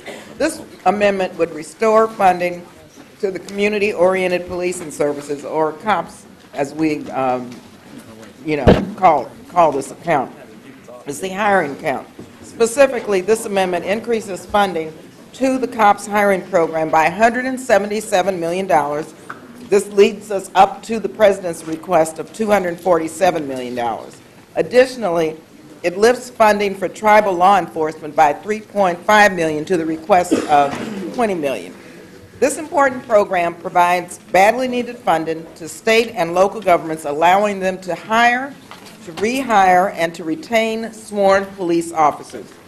Since its inception, the COPS hiring program has provided resources to more than 13,000 agencies to hire or rehire 125,000 officers in communities across our nation. This program is critical to advancing public safety through community policing and crime prevention efforts. Providing this additional funding would allow agencies across the country to hire about 1,600 sworn officers throughout our country.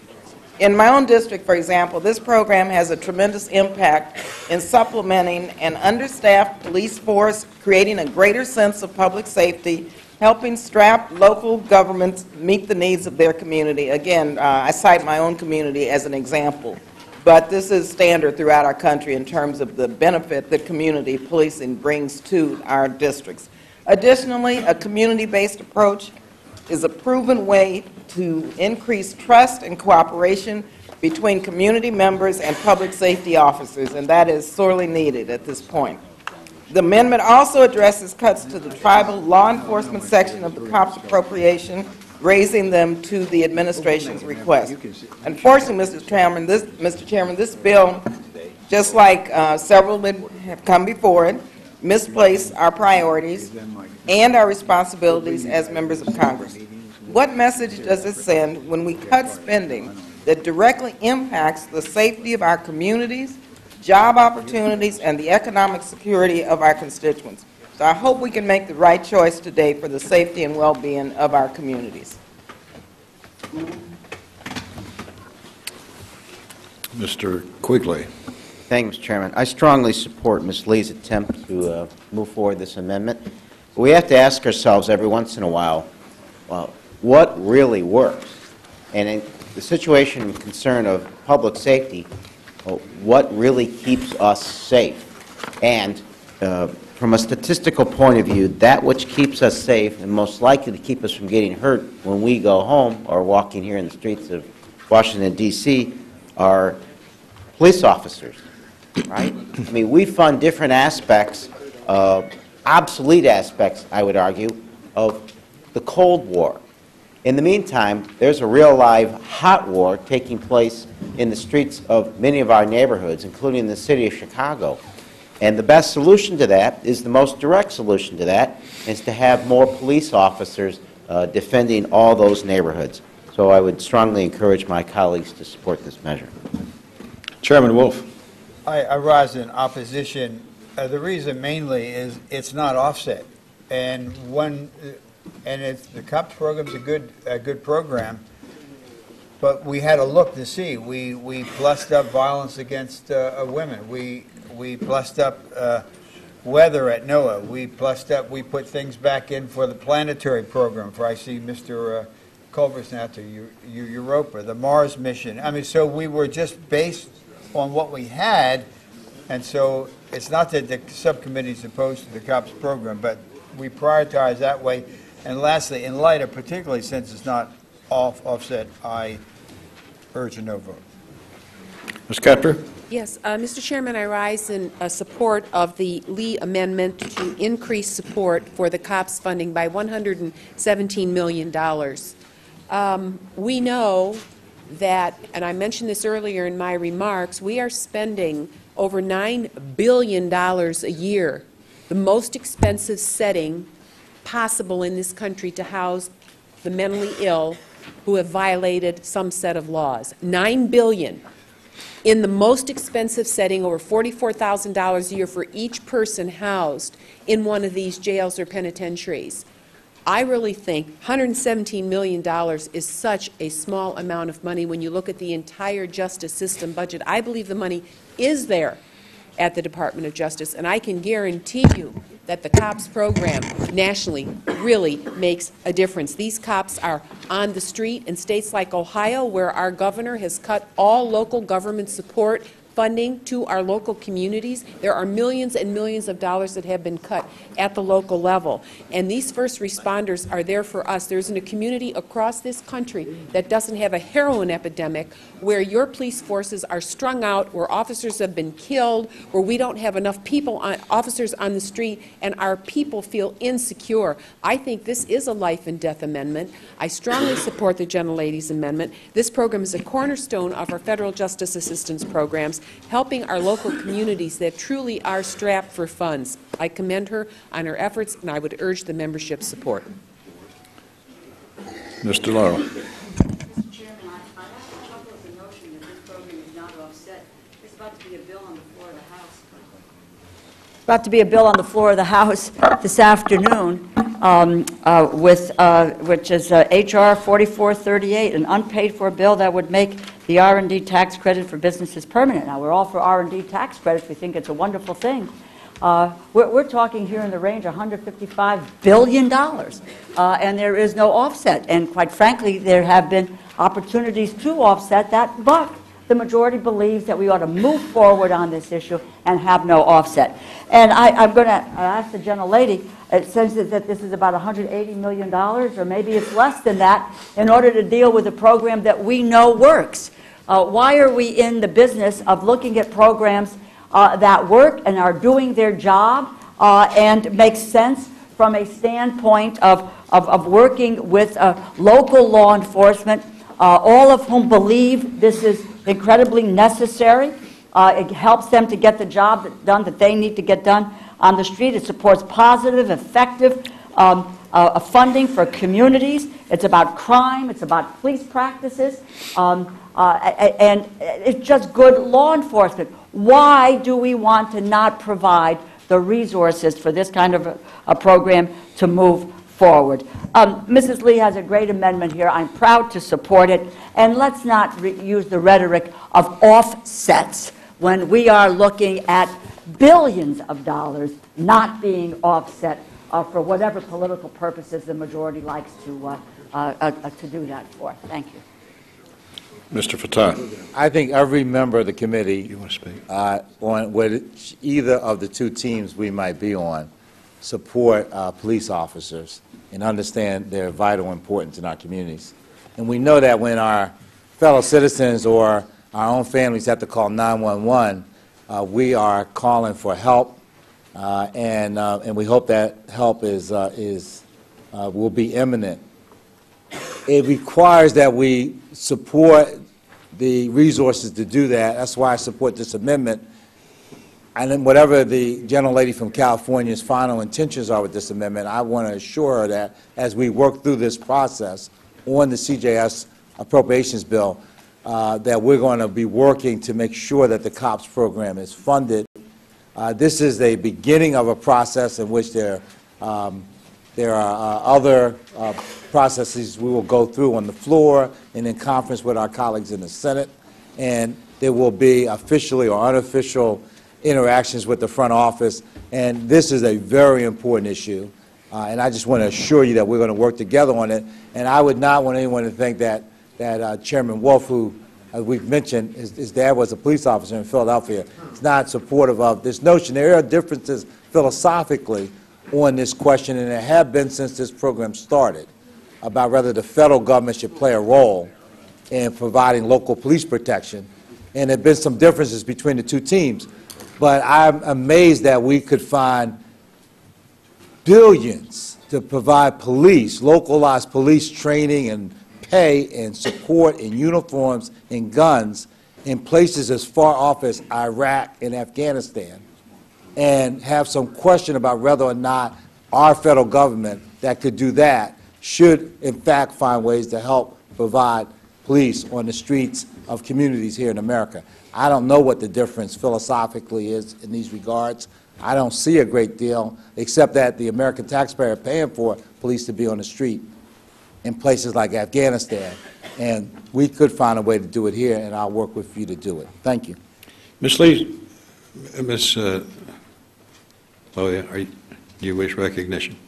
Thank you, Mr. Chairman. I'm going to be very brief in support of Ms. Lee's amendment because the reduction in the COPS program is no small thing. This is really important, and I think we need to do whatever we can do to prevent it. It is one of the most successful federal programs in recent history.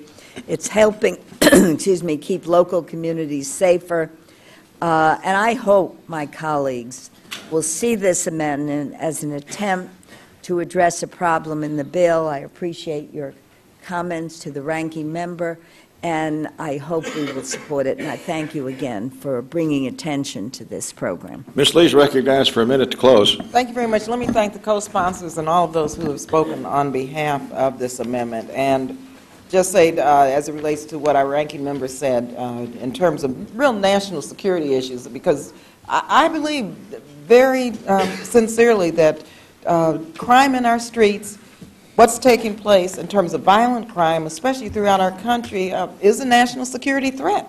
And we have to really understand that and realize that the COPS program helps us address our national security in our own districts.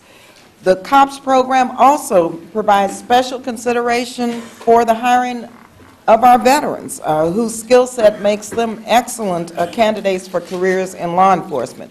This is an important program, it's an effective program, and one that deserves to be fully funded. And yes, the federal government should play a role in ensuring the national security in our own congressional districts of our constituents. So I hope as we move forward that we'll be able to at least minimally restore the funding level to the President's request. I'd like to see much more, quite frankly. Thank you again. Question is on the Lee amendment. All in favor say aye. Aye. All opposed will say no. No. May I have Noes have it, vote? and Mr. Chairman. it's not agreed to. Roll call is requested. A sufficient number supporting. Clerk will call the roll. Mr. Adderholt? No. Mr. Adderholt, no. Mr. Amadei? No. Mr. Amadei, no. Mr. Bishop? Mr. Calvert? No. Mr. Calvert, no. Mr. Carter? Mr. Carter? Mr. Carter, no. Mr. Cole? No. Mr. Cole, no. Mr. Crenshaw? No. Mr. Crenshaw, no. Mr. Cuellar? Yes. Mr. Cuellar, aye. Mr. Culberson? Mr. Culberson, no. Ms. DeLauro? Aye. Ms. DeLauro, aye. Mr. Dent? No.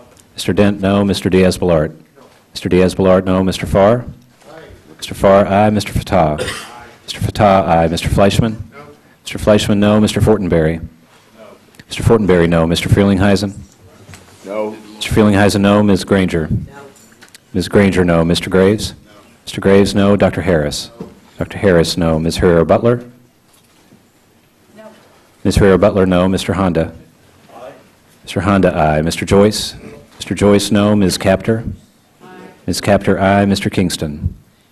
Mr. Latham? No. Mr. Latham, no. Ms. Lee? Aye. Ms. Lee? Ms. Lee, aye. Mrs. Lowy? Aye. Mrs. Lowy, aye. Ms. McCollum? Mr. Moran? Aye. Mr. Moran, aye. Mr. Nunnally? Mr. Owens? Aye. Mr. Owens, aye. Mr. Pastor? Aye. Mr. Pastor, aye. Ms. Pingree? Aye. Ms. Pingree, aye. Mr. Price?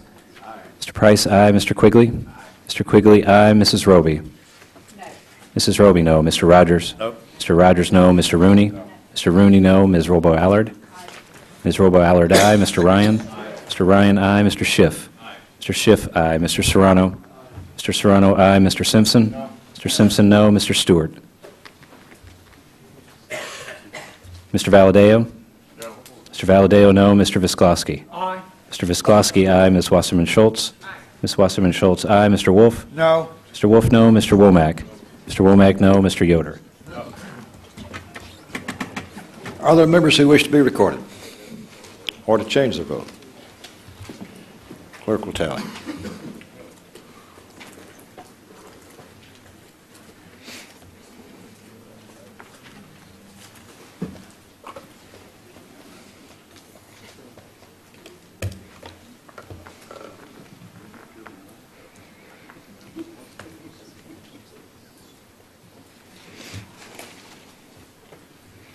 On this vote, the yeas are 20, the nays are 26. The amendment is denied.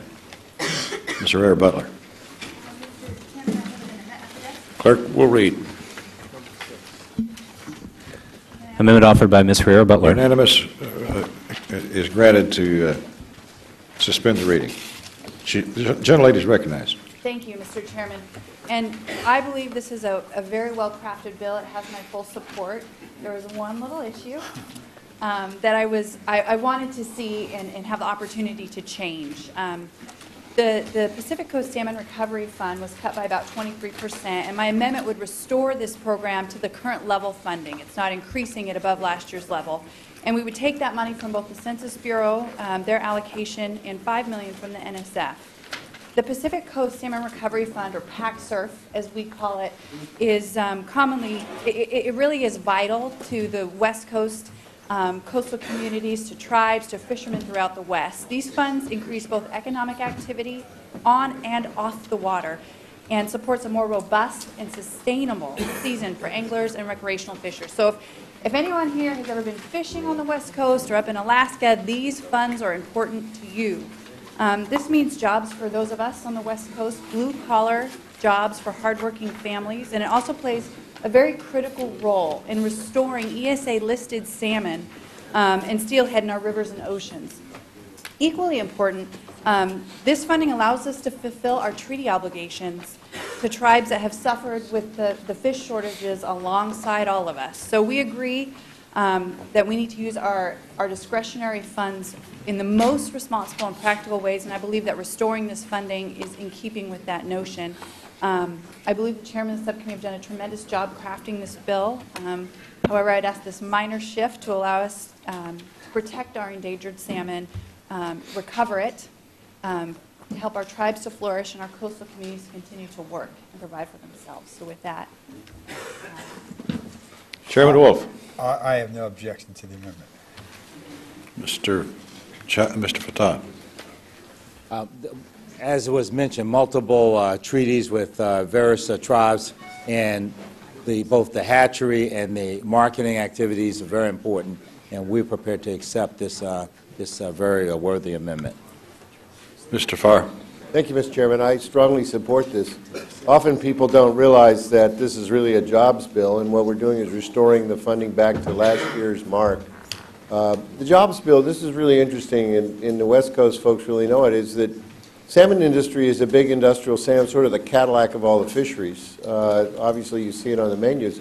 Most of the salmon you eat is imported salmon. It's ranch salmon ranched in Europe, in the northern European countries. And the United States really has a robust balance. It's an interesting species because it's an anadromous fish, meaning that it has to go into fresh water in order to spawn. So it is really the kind of the canary of whether the freshwater and the saltwater are healthy. And we've been able to manage this. And oftentimes, as Mr. Valadeo and other farmers know, the battle has always been about enough release in the rivers to protect the fish, and therefore shorting perhaps agriculture. And I think California's been able to work out with the federal government, Oregon and Washington as well, these releases. We're still going to be battling on it.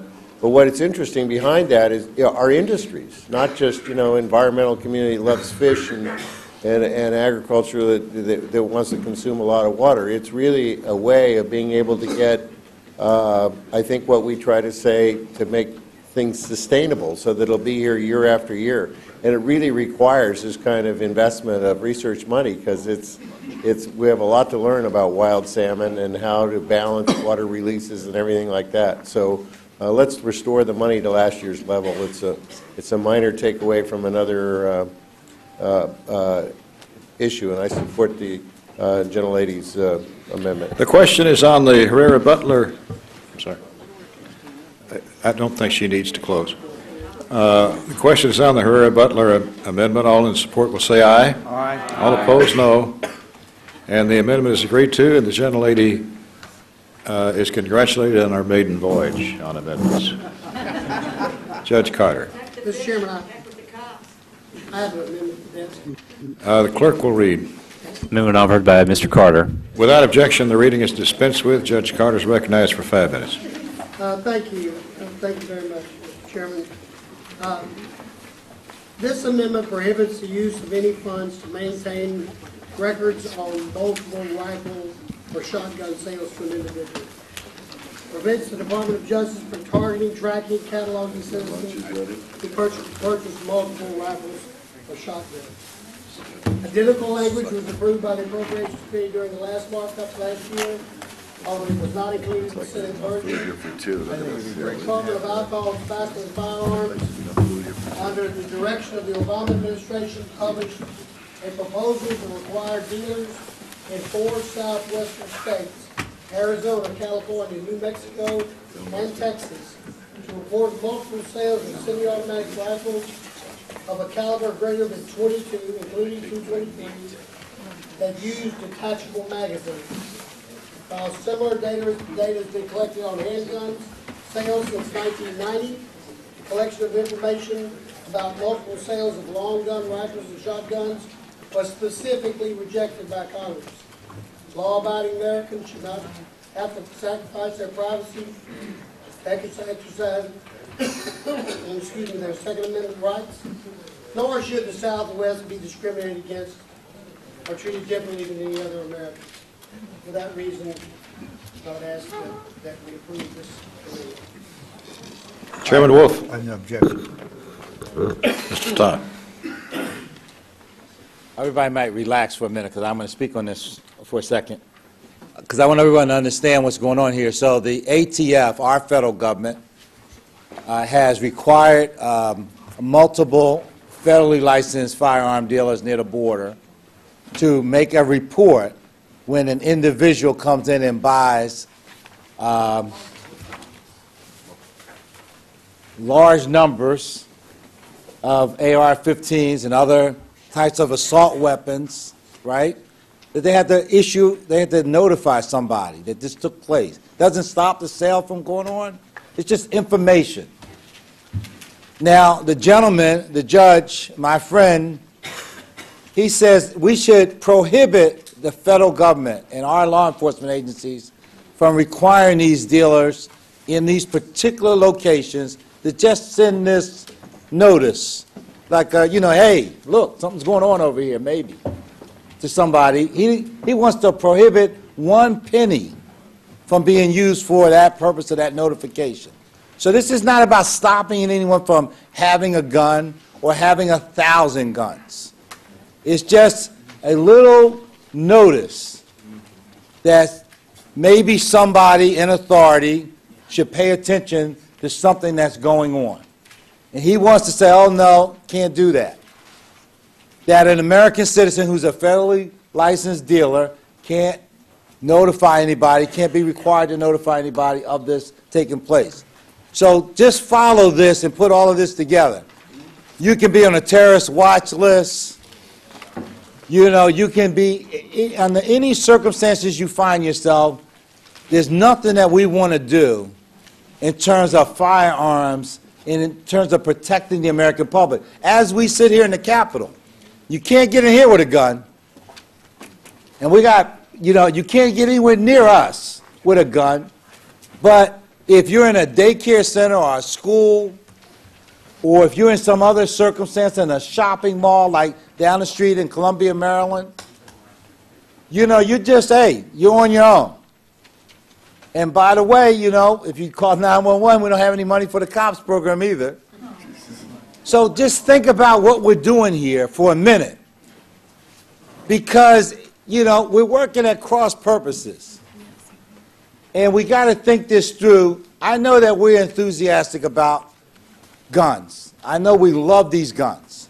But we have a responsibility to the American public to act in reasonable ways. It is unreasonable for us to say that someone can go out and buy hundreds of guns, assault weapons, and all of the bullets they can carry in a biggest truck as they can find, and that calling the FBI or calling somebody and saying, maybe, just maybe, somebody should know about this, that somehow that's prohibited. So I hope that the gentleman would withdraw this amendment, but no matter what happens, I hope in your conscience, when you cast a vote here, that you cast one vote on behalf of that American citizen who might be on the receiving end if we don't watch where we're stepping here in terms of putting in impediments to common sense law enforcement. Mr. Schiff. Mr. Chairman, and I'll be very brief because I know it's been a long hearing already. I rise in opposition to the amendment. We've had for quite some time a requirement that multiple short gun sales be reported. It's never been problematic. It was a good idea and good policy. The administration has put in place a policy to also require the reporting of multiple long gun sales, which frankly makes more sense because the problem with the mutually destructive traffic that we have with Mexico is a lot of these weapons are purchased by straw purchasers. They make their way south of the border. They're fueling the deaths of many thousands of people. What's the purpose of having a reporting requirement like this? Well, it's to try to ferret out the straw purchasers. We have a major problem with people who are buying guns not for themselves, but for people who can't legally buy them, and often who are people who are illegally exporting them south of the border. So this is a prudent thing we can do to try to identify people who are violating the law with straw purchases. Now, certainly there may be occasions where someone who's the subject of a multiple gun report is buying them for completely innocuous reasons. They're buying 12 of the exact same long guns because they have 12 family members they'd like to give one of the same guns to. But that doesn't happen that often.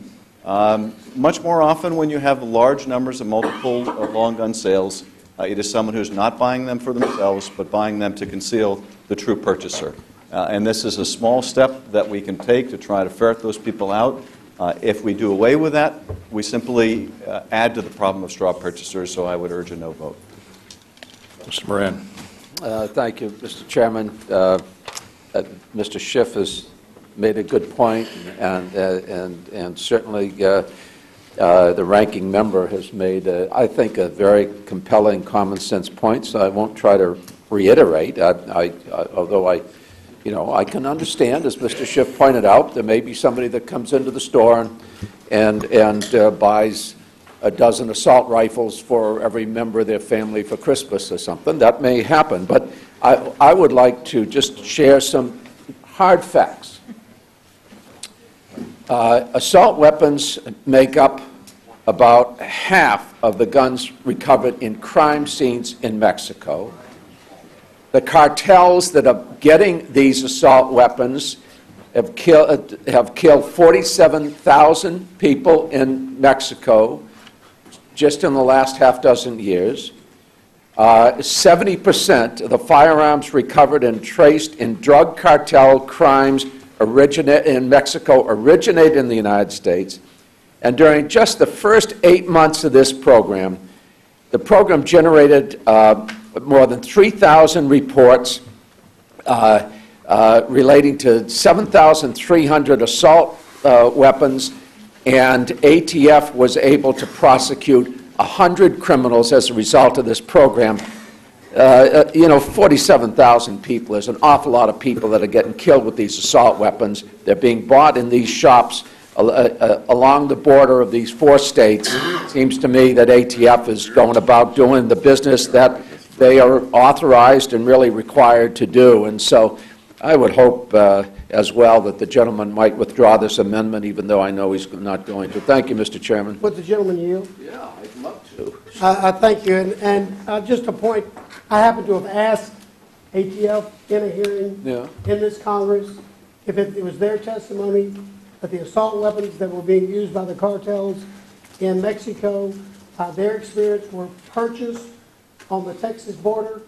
And they said, no, that was not their testimony. They said that the guns originated, but there was no evidence they were purchased on the Texas border, the automatic weapons, because we don't sell automatic weapons in gun shows in Texas. Well, but I said they originated in the United States. But I didn't say Texas. I said in the United States. There are 4 states where we're not accusing Texas of being. But this is directed at 4 states. Yeah. None of them, according to the ATF, came from border shops. I want to concur with the judge on this point, but there is a technical difference here. It doesn't take a rocket scientist to take what is a semi-automatic, which we do sell, and which I purchase here, and turn it into automatic. In fact, that's part of the expected growth of the capacity of the weapon once it's purchased. So the fact that they're not automatic when they're sold should not confuse anyone. We're talking about the same weapons. If there's no further discussion, Judge Carter's hold a moment. Mrs. Wasserman Schultz. Thank you. You know, I just wonder how many more shootings we have to experience in this country where it is ultimately discovered that the shooter has been accumulating massive amounts of different kinds of weapons, and no one realized it, no one suspected it. These are individuals who previously had, often no criminal record and no other prior action, and so, Judge, the individuals to which you're referring are the law abiders of today, and as we've seen in shootings across the country, mass shootings, I might add, they become the perpetrators of mass violence tomorrow.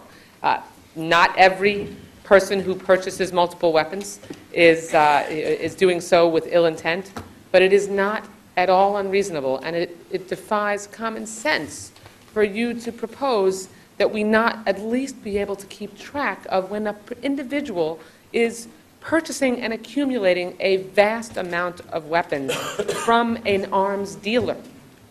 That's all we're asking, is for some common sense to be applied to our gun safety laws, to our gun laws in general, so that we have a shot at avoiding the mass shootings that we have tragically experienced over and over. We have the ability to work together on this stuff.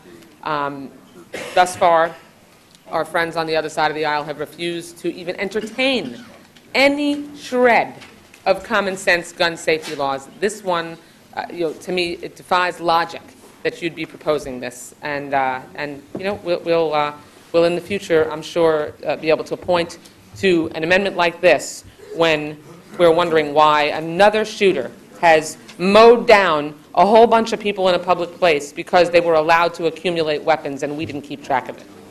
I yield back. Mr. Joyce. Thank you, Mr. Chairman.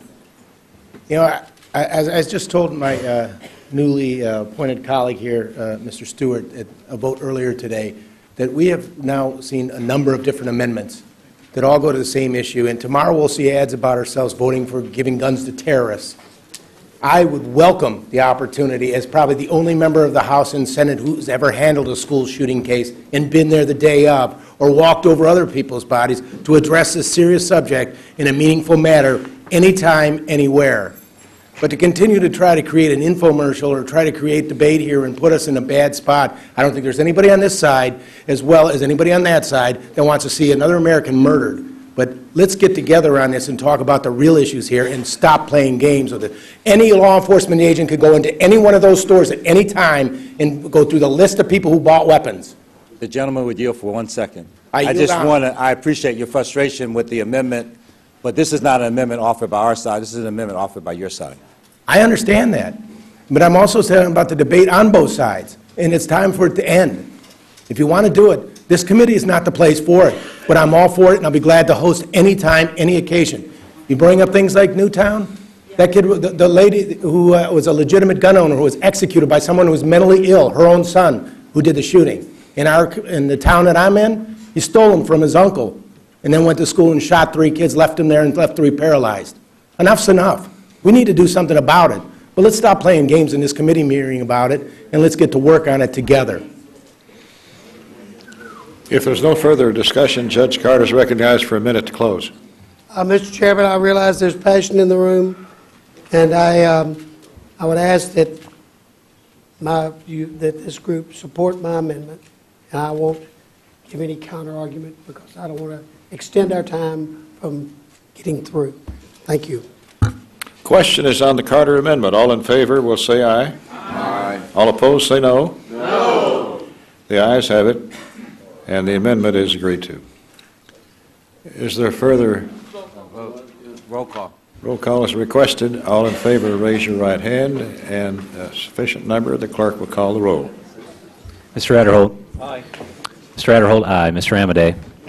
Mr. Amadei, aye. Mr. Bishop. Mr. Calvert. Mr. Mr. Calvert, aye. Mr. Carter? Aye. Mr. Carter, aye. Mr. Cole? Mr. Cole, aye. Mr. Crenshaw? Mr. Crenshaw, aye. Mr. Cuellar? Mr. Cuellar, aye. Mr. Culberson? Mr. Culberson, aye. Ms. DeLauro? Ms. DeLauro, no. Mr. Dent? Mr. Dent, aye. Mr. Diaz-Balart? Mr. Diaz-Balart, aye. Mr. Farr? Mr. Farr, no. Mr. Fatah? Mr. Fatah, no. Mr. Fleischman? Mr. Fortenberry? Mr. Fortenberry, aye. Mr. Frelinghuysen? Aye. Mr. Frelinghuysen, aye. Ms. Granger? Ms. Granger, aye. Mr. Graves? Mr. Graves, aye. Dr. Harris? Dr. Harris, aye. Ms. Herrera-Butler? Ms. Herrera-Butler, aye. Mr. Honda? Mr. Honda, no. Mr. Joyce? Mr. Joyce, aye. Ms. Capter? Ms. Capter, no. Mr. Kingston? Mr. Latham? Mr. Latham, aye. Ms. Lee? Ms. Lee, no. Mrs. Lowy? Mrs. Lowy, no. Ms. McCullum? Mr. Moran? Mr. Moran, no. Mr. Nunnally? Mr. Owens? Mr. Owens, aye. Mr. Pastor? Mr. Pastor, no. Ms. Pingree? Ms. Pingree, no. Mr. Price? Mr. Price, no. Mr. Quigley? Mr. Quigley, no. Mrs. Roby? Mrs. Roby, aye. Mr. Rogers? Aye. Mr. Rogers, aye. Mr. Rooney? Mr. Rooney, aye. Ms. Robo-Allard? Ms. Robo-Allard, no. Mr. Ryan? Mr. Ryan, no. Mr. Schiff? Mr. Schiff, no. Mr. Serrano? Mr. Serrano, no. Mr. Simpson? Mr. Simpson, aye. Mr. Stewart? Mr. Stewart, aye. Mr. Valadeo? Mr. Valadeo, aye. Mr. Visklosky? Mr. Visklosky, no. Ms. Wasserman Schultz? Ms. Wasserman Schultz, no. Mr. Wolf? Aye. Mr. Wolf, aye. Mr. Womack? Mr. Womack, aye. Mr. Yoder? Mr. Yoder, aye. Are there members who wish to be recorded? Yes, Mr. Chairman. Mr. Fleischman. Aye, please. Mr. Fleischman, aye. Fleischman votes aye. Anyone wish to change their vote? Clerk will tally.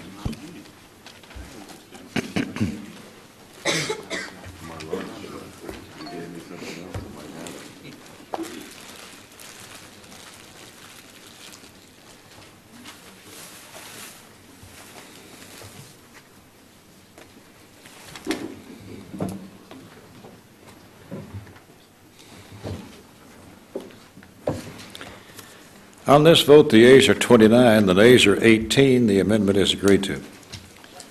Further amendments? Mr. Amodei.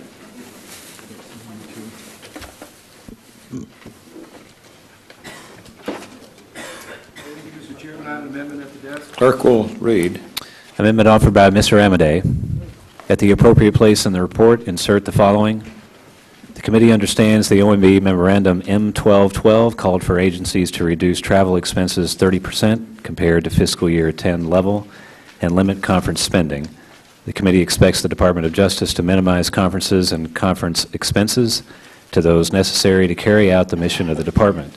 The committee expects the department to make conference location decisions based on transparency, accountability, and best value in the use of appropriated funds. Gentleman is recognized for 5 minutes. Thank you, Mr. Chairman. This amendment grows out of a written policy that is not based on anything in the Code of Federal Regulations or the United States Code annotated that's contained in Department of Justice guidance, which directs that specific cities be avoided for purposes of conference trainings and meetings for optical purposes, although it doesn't say optical purposes. The intent of this amendment is to make those decisions the primary driving factor, value, and taxpayer use of funds. I want to thank the committee chairman, the subcommittee chairman, and the subcommittee staff in helping us massage the language so that it also takes into account previous OMB guidance regarding reducing costs overall, but this is an effort to say, make the decisions based on the best value for the taxpayer instead of picking out things about certain locations, whether it's considered a resort, whether their crime rates are too high, whether they legalize certain activities that other states don't. I urge your bipartisan nationwide support. Thank you, Mr. Chairman. Chairman Wolf? We have no objection to the amendment? Mr. Fatah? We have no objection. Is there further discussion? All in favor of the Amodei amendment will say aye. Aye. All opposed, no. Ayes have it. The amendment is agreed to. The gentleman scores his first victory. Mr. Price. Mr. Chairman, I have an amendment to the desk. Clerk will read. Amendment offered by Mr. Price. Page 69, line 4, insert the dollar amount by, increase the dollar amount by $659,204,000. Suspended. Without objection, the reading is suspended, and the gentleman is recognized. Mr. Chairman, my amendment would address a critical shortfall in the bill by increasing funding for the National Science Foundation research activities to the level authorized by the American Competes Act. I'm well aware that this amendment doesn't have an offset, and I am planning to withdraw it. But I assure you, if I could identify an adequate offset, I would do so. The allocation simply is inadequate to permit that. The budget agreement we're working with is it's an improvement, we all know, on sequestration. It's an improvement on another government shutdown, but it really isn't good enough. It locks in way too much of the majority's budget strategy that decimates domestic investments again and again, while leaving the main drivers of the deficit, namely tax expenditures and investment spend and entitlement spending, leaving those largely untouched. My amendment simply underscores the substantial cost of this strategy. In 2010, Congress reauthorized the American Competes Act. The law reflects a long-standing bipartisan commitment to federal research, especially to NSF, which is the lifeblood of our scientific research enterprise, a key driver of economic growth. We committed to increase funding for NSF research to $6.6 billion by fiscal year 2013. The bill before us improves somewhat on the President's request. That should be acknowledged. But it falls short of the authorization for fiscal 2015 by some $700 million.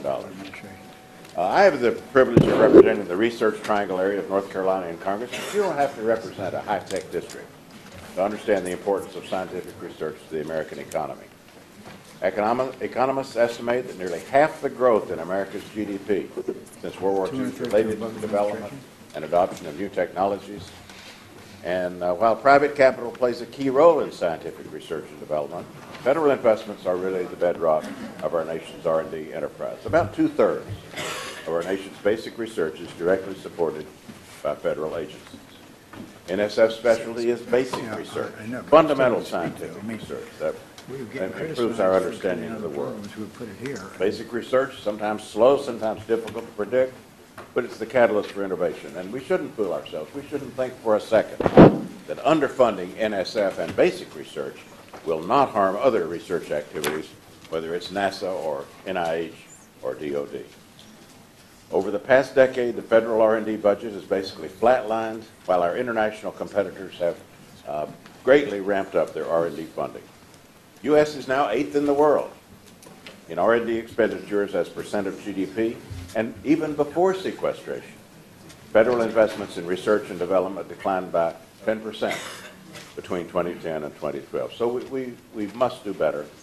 This amendment is a modest attempt to reverse our national decline in research and innovation capacity. Chairman Wolf. Thank you. I think it's, I'm glad the gentleman's withdrawing it. We are $252 million above the administration's request. I mean, I understand Ms. Lee, and I support the cops, but we did that to get the sciences up so that we do not go into decline. Lastly, this is a record high. The NSF has never been funded at this level. I mean, I hear that these things, the Republicans are against science. This is a Republican House, and we got the highest bill we've ever had. So, you know, now I would just hope, Mr. Price, when we get down on the floor, there are going to be amendments that take this down, and so we're going to kind of need your help. But I just think we are $252 million above the administration's level. And lastly, this is the highest funding for the National Science Foundation for the sciences that we have ever had in the history. So with that, just we're going to need your help, Mr. Price, because when we come to the floor, there are going to be amendments. This is where they're going to go to take it out. With that, I hope amendments are defeated. Mr. Moran. Thank you, Mr. Chairman. I want to take the opportunity to thank Mr. Wolf for the money that he did put into National Science Foundation. And You know, even though we obviously have some issues with some of the provisions, it's a responsible bill, and I think Mr. Fatah said that. The reason why Mr. Price, myself, others are concerned about it, of course, is that the issue facing our country today is jobs and economic growth.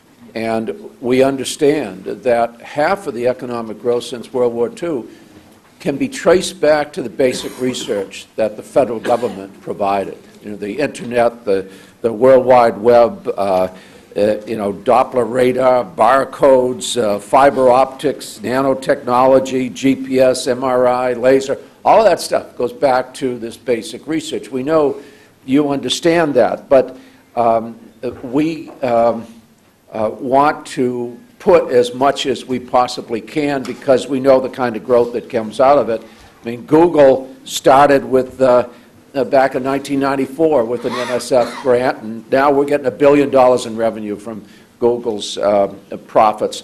So we want to underscore it. We're going to withdraw it, but we think it's an important enough program to show our support, and we appreciate the fact that Mr. Fatah and Mr. Wolf both share that recognition of its importance. Thank you, Mr. Chairman. Mr. Price. Mr. Chairman, I appreciate the chairman's remarks and also my colleague, Ms. Moran. We, of course, don't take lightly what it took to increase NSF funding beyond the request in this bill. I said that initially. But nothing I could say or anybody else could say is going to change the basic fact that our country is not doing well enough. We're not keeping pace. We're not keeping pace with our own authorization, with the aspirations that we have articulated in the past. And you know, this isn't an obvious emergency like planes stacking up over the airport.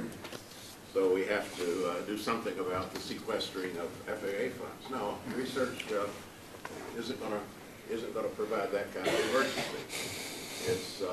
It's going to be a slow erosion, and it is and has been a slow erosion. I'm talking about NIH. I'm talking even about DARPA over at the Defense Department, and I'm certainly talking about NSF as well. So I will withdraw this amendment. The gentleman, I understand the budget realities. I also think, though, that while we may assure ourselves we're doing the very best we can, we really aren't doing well enough to keep up with the international competition or to do what our country requires for job creation and economic growth. The gentleman, I agree with Mr. Price and I agree with Mr. Moran. Neil Ferguson wrote a book called Civilization, and he said when great nations decline, they decline rapidly. Our nation is facing decline. And I think what both Mr. Price and Mr. Moran said, we were with the allocations, but you know, we're going to have to do more. We're going to have to do more in math and science and physics and chemistry. I mean, we are. So I agree with both of you. I just wanted to make it clear that we are above what the administration, and I think both of us, hopefully, in a bipartisan way, can come together to invest in these things, because as Mr. Moran made a very good point, many of the things, and you will not have the private sector investing in some of these areas until they see it. And that's why I wanted to say, yeah, we want to do everything I can, and I want to thank you. I don't have any problem with the amendment other than it is an offset and things like that, but I think both of you make a very powerful point. And we're going to have to face, you know, I have a lot of grandkids. I think, and if we don't change, I think we are in economic decline approaching, and I think we're in moral decline there. And so we don't reverse, and so God bless both of you. If you have an amendment on the floor to raise it, I'll probably even accept it if we can find another place. But I just want to know we are 252 above the administration, and we're at the highest ever, and if we can find any more, as long as I have breath, I'll do it. But thank you both. But the amendment has been withdrawn. Mr. Chairman, I will withdraw the amendment. Mr. Farr. Thank you, Mr. Chairman. I have an amendment at the desk. Clerk will read. Amendment offered by Mr. Farr. The reading be waived. Without objection, the reading is waived. The gentleman is recognized. This is an amendment on medical marijuana. I want to have adult conversation about it, but before that, I want to suck up to Mr. Wolf. this is his day here in the hearing, and I just want to just tell you a personal story, which I think is so important for this committee and members of this committee. Many years ago, Mr. Wolf came to me and he said, I'm going to celebrate my 50th wedding anniversary with my wife, Carol, and I want to come out to I'm coming to your district. Can you help me suggest some places to stay and go? So I laid it all out, and I said, and by the way, while you're out there, why don't you come down and visit my property down in Big Sur, which is in the middle of nowhere. And sure enough, he came. And, it's just the part of what is so important in this committee, and I think in Congress, and I think we're losing it, is the ability to develop these friendships across partisan lines. And we've been talking today what a remarkable member you've been. And I just think it is that your ability to always reach across, be friendly, remember things about it, and I just want to tell you how much I appreciate it. Because you know what, he came back and he said, now I understand why you're so passionate about the oceans. So it was not only it was a good lobbying trip. But I have an amendment at the desk to bring up medical marijuana, and I want to have a serious conversation with it because our chair has always talked about the fact that this abuse of Oxycontins, and I agree with him, and other kinds of drugs. We have to take as a nation, beginning to realize that 20 states plus the District of Columbia have passed laws that allow for this use of medical marijuana. Now that means that their law enforcement agencies, their zoning ordinances, their all the prohibitions about not smoking and that kind of stuff. Not all medical marijuana is consumed by smoking. A lot of it's done by eating brownies or cookies or things like that. And when you talk to a lot of people who have chronic diseases, and diseases like cancer and glaucoma and chronic pain and AIDS, who say, look, this helps me. I'm not addicted to it. This helps me. This helps me better than other medicines that doctors have been prescribing. In those 21 states, doctors are involved. They're involved in the prescription process. But we at the federal level have this law that says, no, you can't do this anyway, and anybody who uses is going to get busted. So what this amendment just says is, look, law enforcement agent, those 20 states respect the local law enforcement, the local provisions they have, and don't go out and bust people that aren't breaking a state law. And I think that's the adult conversation that Congress needs to have, and I think we need to change these policies because we're hypocrites. Our children tell us about, you allow alcohol, you allow cigarettes, you allow all kinds of other things, prescription drugs, but you won't allow this organic substance to be used for medicinal purposes. Congress is changing. For the first time since I've been here in the Ag Bill, we actually authorized the study of hemp. That couple of years ago, that was just a word you couldn't even talk about in politics. And last week on the floor, in the debate over the VA doctors being able to talk to veterans' patients in those 20 states, same states, we got 195 votes on it, and a lot of people on both sides voted for it. And a lot of people came up afterwards and said, I didn't know that's what you're voting on. I would have voted for it. So I think it'll be a matter of time. It'll be soon that Congress will make some adjustments. But I think as long as we're going to be hypocritical, the states we represent, 15 of us in this committee, represent states that have allowed medical marijuana to be used. And I think what we ought to do is tell the federal government, just don't go around and bust people. In my district, frankly, it was embarrassing. The feds came in with what looked like an army to bust two little old ladies who were growing marijuana in their backyard, part of a co-op. The community got so upset with the feds that the city council sort of just said, next time, little old ladies, dispense it in our city hall. Now, defying the law and saying, feds, we dare you to come in and bust us all in front of the cameras. Feds never showed up. So we are being hypocritical about this, and I think we ought to clarify the law, and this is an attempt to have a conversation on it. Chairman Wolf. Before you. I rise in opposition to the amendment. You all know how you feel on this issue. We had a big debate on it on the floor last week. There are many other problems here. I think if you're going to do these things, it's got to be an in-depth analysis looking at it. We had a night before committee the other day They're talking about IQ impact on young kids. They're also the concern with regard to not that marijuana leads to heroin, but out in my area now we're having an epidemic in heroin, and many of the law enforcement people are saying most of the people who were using heroin were using. But I think you all know the issue, so I don't think it ought to be on this bill, and I'm urging a no vote. Ms. Lee. Thank you, Mr. Chairman. I rise in full support of this amendment, and there are a couple points I just want to reemphasize. This is medical marijuana. This gives patients hope. Many patients suffering from multiple sclerosis and other very painful diseases have gain a lot of relief through the use of medical marijuana. This is the humane thing to do.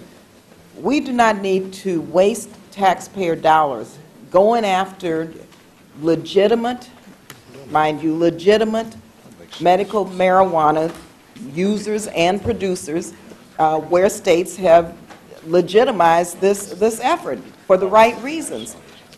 Some believe in states' rights, and, for those states, 22 jurisdictions that it impacted, let the states decide how they want to proceed without federal involvement and without the feds coming in, violating really state law.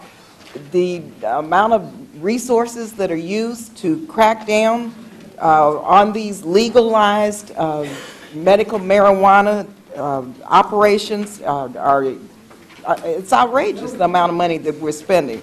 And so I thank Mr. Farr for this amendment, and I think this is the compassionate thing to do. It's the right thing to do. Let states do their own thing and stop sending these mixed messages, because I know in my own district there's total confusion with law enforcement, with the feds, with the DEA, with the patients who only want to live a painless life with the diseases that they have. And so, consider this. It's going to happen sooner or later, as Mr. Farr said. So why not start today and just say, let states do their own thing. Let people, live as pain-free as they can live without having to resort to other very toxic drugs. Thank you again. Is there further discussion? Ms. Harris. Thank you very much, Mr. Chairman. I rise in opposition to the amendment. Let's get it straight. The federal government's made it quite clear that for controlled substances, it's federal jurisdiction, and we've let the FDA decide which drugs are controlled substances and what their categories are. And the federal government has declared that marijuana, as in a raw form, because we're not talking about the components, we're not talking about THC, we're not talking about the other components that are anti-epileptics, we're talking about raw marijuana, has no medicinal use. The components clearly have medicinal use. And we know because we have Marinol, we have THC, we're developing the other purified substances that can be titrated given the way we are supposed to be giving drugs. There actually is logic behind the Controlled Substance Act with regards to the components of marijuana. If we pass language like this, we're basically saying this is the path we want to go down. We think that the most compassionate thing for a patient is actually not developing the components and investigating the components and titrating them and giving them as medications the way we give most medications. That in fact is going to a store and trusting what's on the shelf, and maybe they measured those components correctly that month, and maybe that batch was a good batch, that's the best medical care we can give a patient. Shame on us if we think that's the best medical care we can give a cancer patient. The fact of the matter is there is a systematic way we view controlled substances. It's important for this country to maintain that. It is a federal role. If we don't like it, it's simple. Let's just go and change the Controlled Substance Act. We as Congress can declare marijuana whatever we want to declare it. But for right now, there's a framework for this kind of medication. We ought to keep it within that framework. We ought to carry on the discussion. We ought to see what goes on in the states where it's applied, medical marijuana is applied, and yet carry on the careful scientific work needs to be done on components, not on the raw marijuana.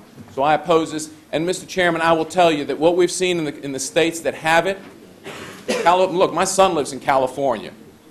I know California, I know the number of prescriptions for medical marijuana in California. I have to tell you, I'm ashamed of my physician colleagues who will write a medical marijuana prescription for someone who comes in with virtually any diagnosis. That's not the way we ought to deliver medical care, and it becomes a pathway to other drug abuse. We know that. It's scientific. It's proven. The effect on adolescent brains, there's a reason why there's an effect on adolescent brains. THC looks like a neurotransmitter. The brain thinks there's actually a naturally occurring substance that's activating it. And the brains react in a way that we're just beginning to understand in a very bad way. So I don't think this is the time or the place for this. There are times or places for this discussion. It's not on this bill. We ought to leave it alone. I agree with the chairman of the subcommittee, and I yield back. Mr. Fatah. Thank you, Mr. Chairman. First of all, I want to thank Dr. Harris. He's been the most conscientious member of the subcommittee, been at every hearing, he's been engaged. You would think that we were smoking something, however, because we have Democrats who usually are opposed to letting states just do what they might want to do, and the other team, which is usually for states being able to do what they want to do, right, are in a reverse position here on this issue. So I'm not sure what we've been smoking, but we're in a different position than we normally are. But I think the gentleman from California raises this issue because of the word medical, right? That is to say that there's no substance when it comes to medical treatment that, we should have politicians getting in front of doctors on, right, that I can think of. And so I think the gentleman has some other plans for this amendment, but I just wanted to say that it's an important issue that is taking hold in our country, and I think most people, the American public, think that if someone's suffering and they're in a lot of pain, they are not the people we're trying to prevent from getting OxyContin or codeine or marijuana for medical use or anything else. We're trying to stop the abuse of these things, right? So I don't think we should get the two things confused in our mind, and I thank the gentleman for raising this issue. Mr. Farr is recognized to close. Thank you, Mr. Chairman. Look, our problem is that this is not one that we've ever studied. This is not something that FDA has ever been involved in. When Jack Kingston was chair of the ranking committee, we were discussing last year because we have jurisdiction over FDA, let's ask FDA for a study. Let some medical science come in here and tell us, because it's all been everybody else's opinion. The problem is this is being controlled by us. Just no, we're not going to talk about it, we're not going to allow anybody, it's against the law, boom. And then these 21 states come along, 20 states plus, and look, the scope of practice for how doctors work are licensed to the state. We accept that all over the place, as they are with lawyers. So let's get Congress get serious about it. If we're not to approve it, let's at least authorize a good study, official study, by people who are scientists who can give us whether this does have some medicinal purposes, which 21 states believe it does. So I don't want to put everybody on the spot today, and I'll withdraw the amendment. But I hope that we'll get serious about being responsible adults in dealing with this issue. Thank you. The amendment is withdrawn. Are there further amendments? Ms. Lee.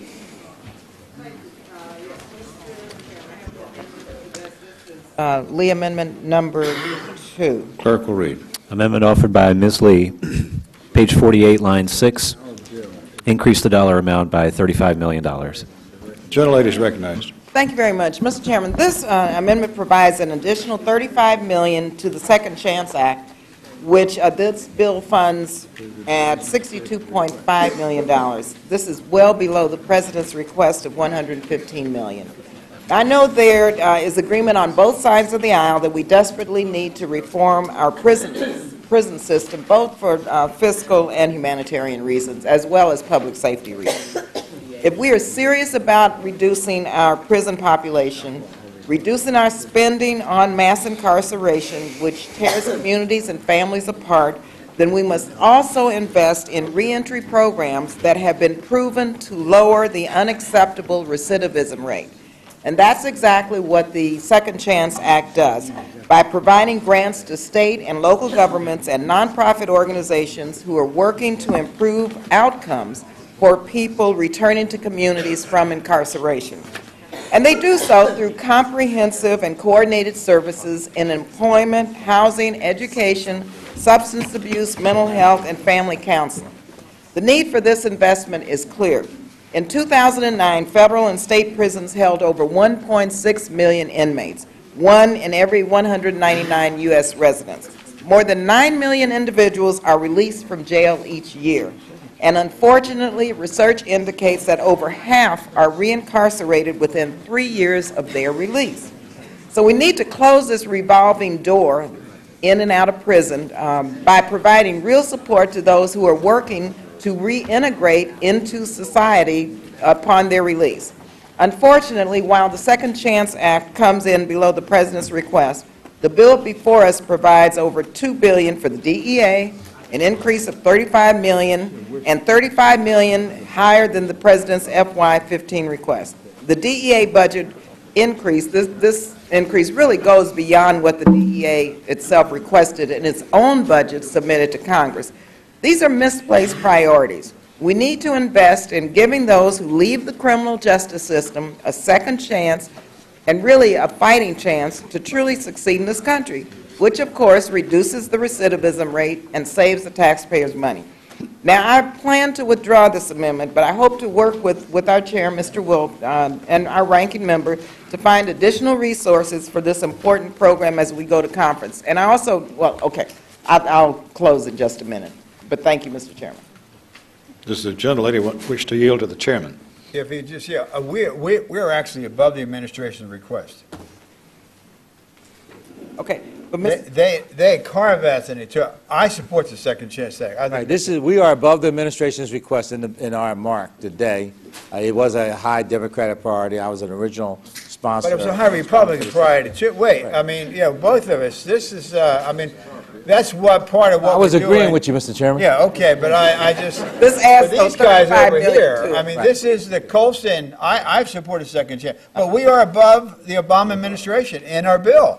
So it's how they kind of missed it around and what they did to carve out. So we are above, and also this is one of the issues that the Colson Commission, named after Chuck Colson, will look at it. And we have spent a lot of time on prison reform. So we are above. And with that, I'm glad. And there's no offset. Yeah, okay. Let me also just go say, as we move forward, though, I want to talk to you a little bit more about this funding amount in this bill, because it is, you know, Congressman Danny Davis has led this effort. It's a priority for the Congressional Black Caucus, which our ranking member is a member of. And there's, I guess, some issues around the funding, though, that I want to make clear as we move forward, if in fact this is above the President's request. Does the gentlelady withdraw the amendment? Yeah, yes, I withdraw. Amendment is withdrawn. Are there further amendments?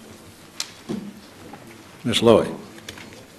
Thank you, Mr. Chairman. I rise to offer with my colleague, Mr. Price, what I hope is non-controversial placeholder language to continue our conversation about my original amendment number 2. The inclusion of this language will allow our... Oh, the clerk will read. you dispense with the reading. Amendment offered by Mrs. Lowy. Thank you. Reading of the amendment is waived. Gentlelady is recognized. Well, I hope with Mr. Price that this is non-controversial placeholder language to continue our conversation from my earlier amendment number 2. The inclusion of this language has been brought to my attention will allow our committee members to further consult with the FBI and other law enforcement. As you know, we were informed that adding this language during floor consideration would be extremely difficult under the rules of the House. So I do appreciate the offer from my good friend Mr. Wolf, from the majority, to continue to work on this, and we will have the opportunity then to further refine this language. Again, this is a placeholder, and I do hope, Mr. Chairman, we can continue to have this discussion, and you should all have the language that is passed around. Chairman Wolf. I'm going to oppose the amendment and ask Judge Carter to, if you and Mr. Carter can work something out, I'll get up and offer it with you. But I think we're going to kind of keep what we agreed to do, that you would look at it. So for that reason, I oppose the amendment. Mr. Chairman, if I may just say, and I'm happy to continue the discussion with Judge Carter, we were informed that it would be very difficult to offer on the floor what we agree we would like to do, and that's why this is just placeholder. I'm happy to continue to work with Judge Carter, my friend, and Chairman Wolf, and whoever else wants to work on this, but it's my understanding and the understanding of Mr. Price that unless we have some placeholder language in there, it would be very difficult to continue our discussion on the floor. Is there further discussion? Judge Carter? If I respond in all due respect, I have to support his position. Is there further discussion? Hearing Mr. I think if the chairman would yield, or do I have time, Mr. Chairman? You're recognized. Okay. Let me suggest a way forward. Rather than have a discussion on the floor about an excitable topic like this, if we could work towards an agreement that could be part of a manager's amendment or incorporated in the rule, if such an agreement were to be forthcoming, so that the matter would not have to be exposed to the excitement around the gun issue on the floor of the House. Would that be acceptable? You talking? Yeah, if Mr. Carter And the ranking member come to an agreement, Yeah, and it would be incorporated in such a way where it would be part of whatever would be considered on the floor and not have to be handled separately. Yeah, that's fine, yes. Thank If you. I there's- would therefore ask, If there's agreement. if there's an agreement. Is there further discussion? Hearing none, Ms. Lowy, you're recognized for a minute to close. Well, do I have an understanding that we can go forward with this placeholder? I'm not quite sure that we have this understanding. I would just like someone to clarify, Mr. Wolf, Mr. Chairman, over there, that we can go forward as discussed. I would oppose the amendment now. I think what Mr. Fatah was saying, if there was an agreement between Mr. Carter and you and all the other people that are involved, want to participate, that we would try to get it in the rule at the time that we go before the Rules Committee. But again, it is contingent. It is upon the agreement of, because I don't know what we're getting into now. But if it is, then I would even go before the Rules Committee with you and ask that it be made in order if you all come up. The gentlelady's in the process of closing, and she has a half-minute left. Okay. I'd be happy to yield The to my... gentlelady may not yield. Oh, I This may is not closing debate only. Okay, let me just say that Mr. Price and I that offered this amendment would in good faith be very pleased to be able to work with Judge Carter and the chairman of the committee. Hopefully, we can craft language that will do the job and will be in order and do it in a way that we're not going to have a great big discussion on the floor. So I withdraw at this moment. Amendment is withdrawn. Is there further amendments? Mr. Moran. Mr. Chairman, I do have an amendment at the desk. It's identified as number 3. Clerk will read. I'd ask unanimous consent. Amendment offered by Without Mr. Moran. objection, the reading is dispensed with. Gentleman's recognized for 5 minutes. Mr. Chairman, we have brought this issue up in the context of other bills, and it probably will not be the last time. The point here is that I think we should remove sections 528 and 529 of this bill. And it's not just because it's legislation and appropriations bill, but what it would, if we were to remove it, it would simply allow the intelligence community and the defense community, the Joint Chiefs of Staff, to make a judgment, their best judgment, as to what to do with the 154 prisoners that are being held in Guantanamo without charge and without trial. Now, some they might decide should go to their home countries, but some they might decide should be prosecuted in the United States. And if they decided that, it would probably be because they would recognize that about 500 defendants charged with international terrorism have been successfully convicted in the United States since 9/11, including some very high-profile terrorists, the Times Square bomber, the shoe bomber, Moussaoui, who was involved in 9/11. All of them are in our prisons here in the United States. There have been no security incidents. Now, the alternative to doing this is to go through military commissions in Guantanamo, but they're not working. There have been 2 convictions, both of which were overturned.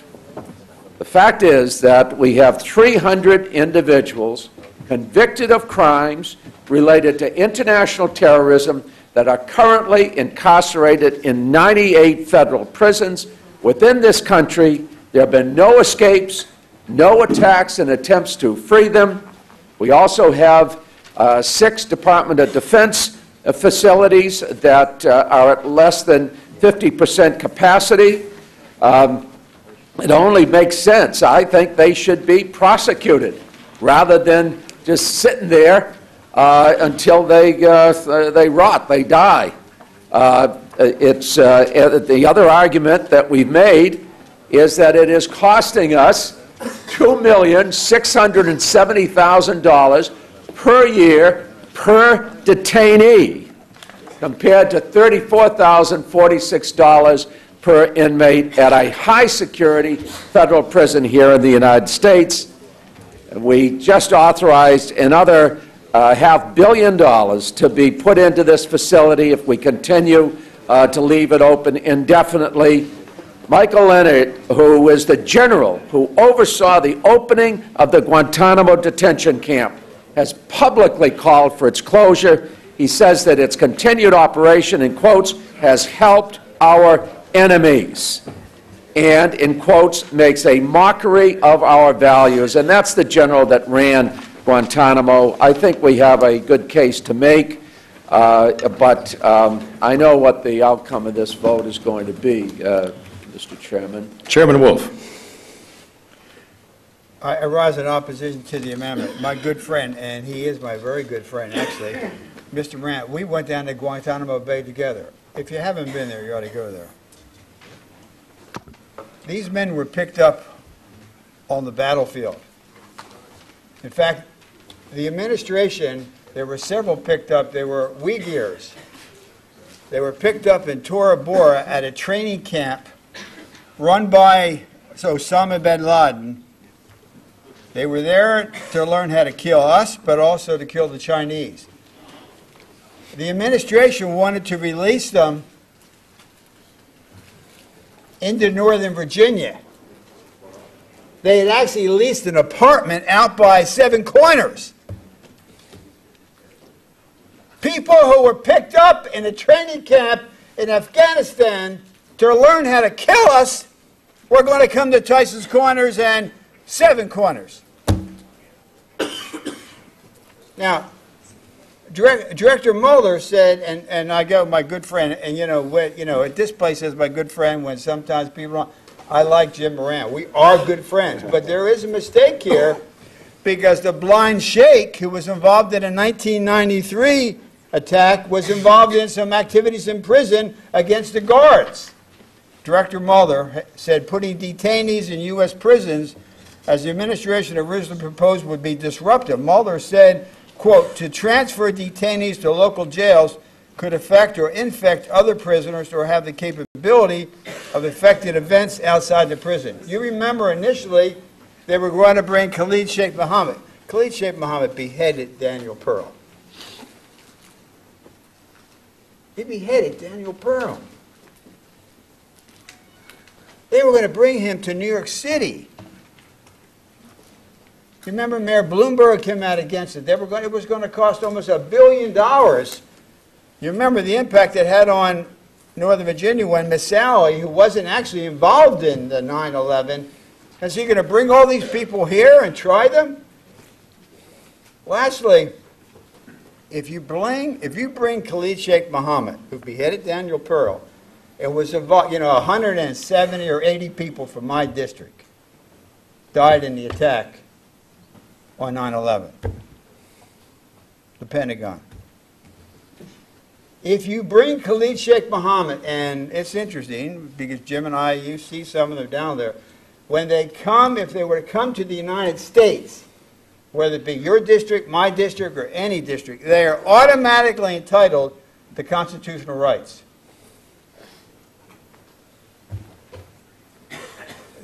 This had never been done. You would never do this. You would not give Khalid Sheikh Mohammed the constitutional rights, and the trial would go on for 5, 6, 7 years. So I think, but I just think this is not a good thing for our country to bring people that are in Guantanamo. Lastly, if you look at the records of DOD, the number who have been released from Guantanamo Bay who have gone back into the fight, and some have gone back into the fight and have killed Americans. I urge a no vote on the amendment. Mr. Fatah.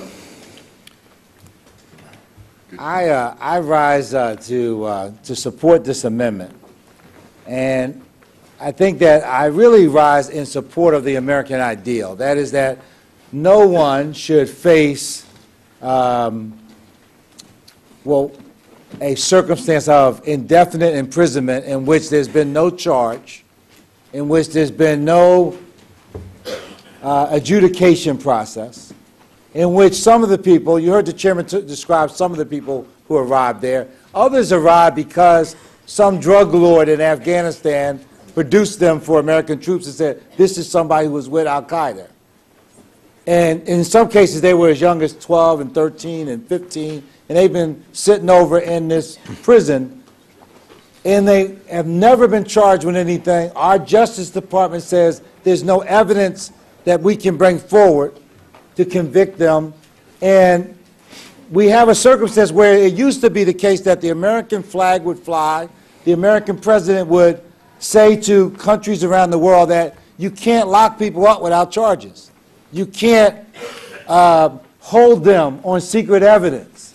You can't take away their liberty without some type of due process. That's what we preached around the world.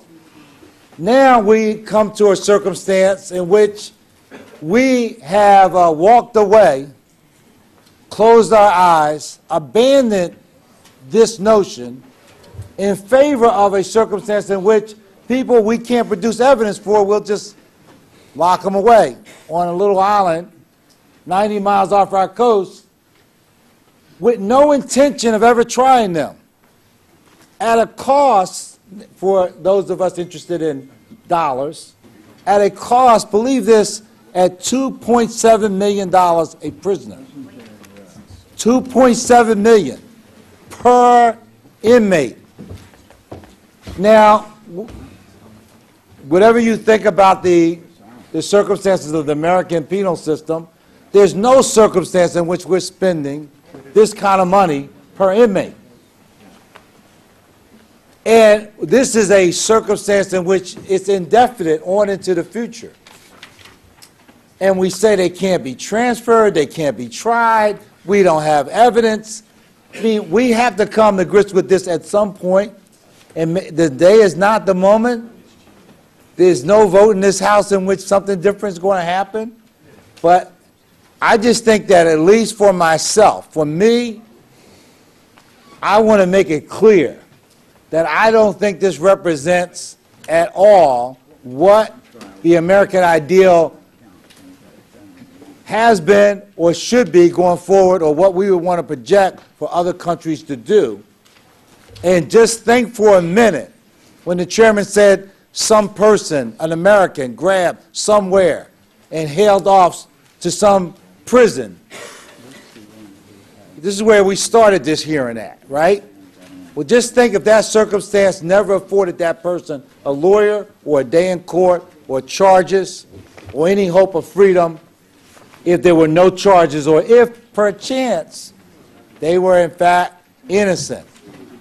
So I yield back, Mr. Chairman, and I hope that we don't yield away all of the American ideals that we are here to protect as United States Congressmen.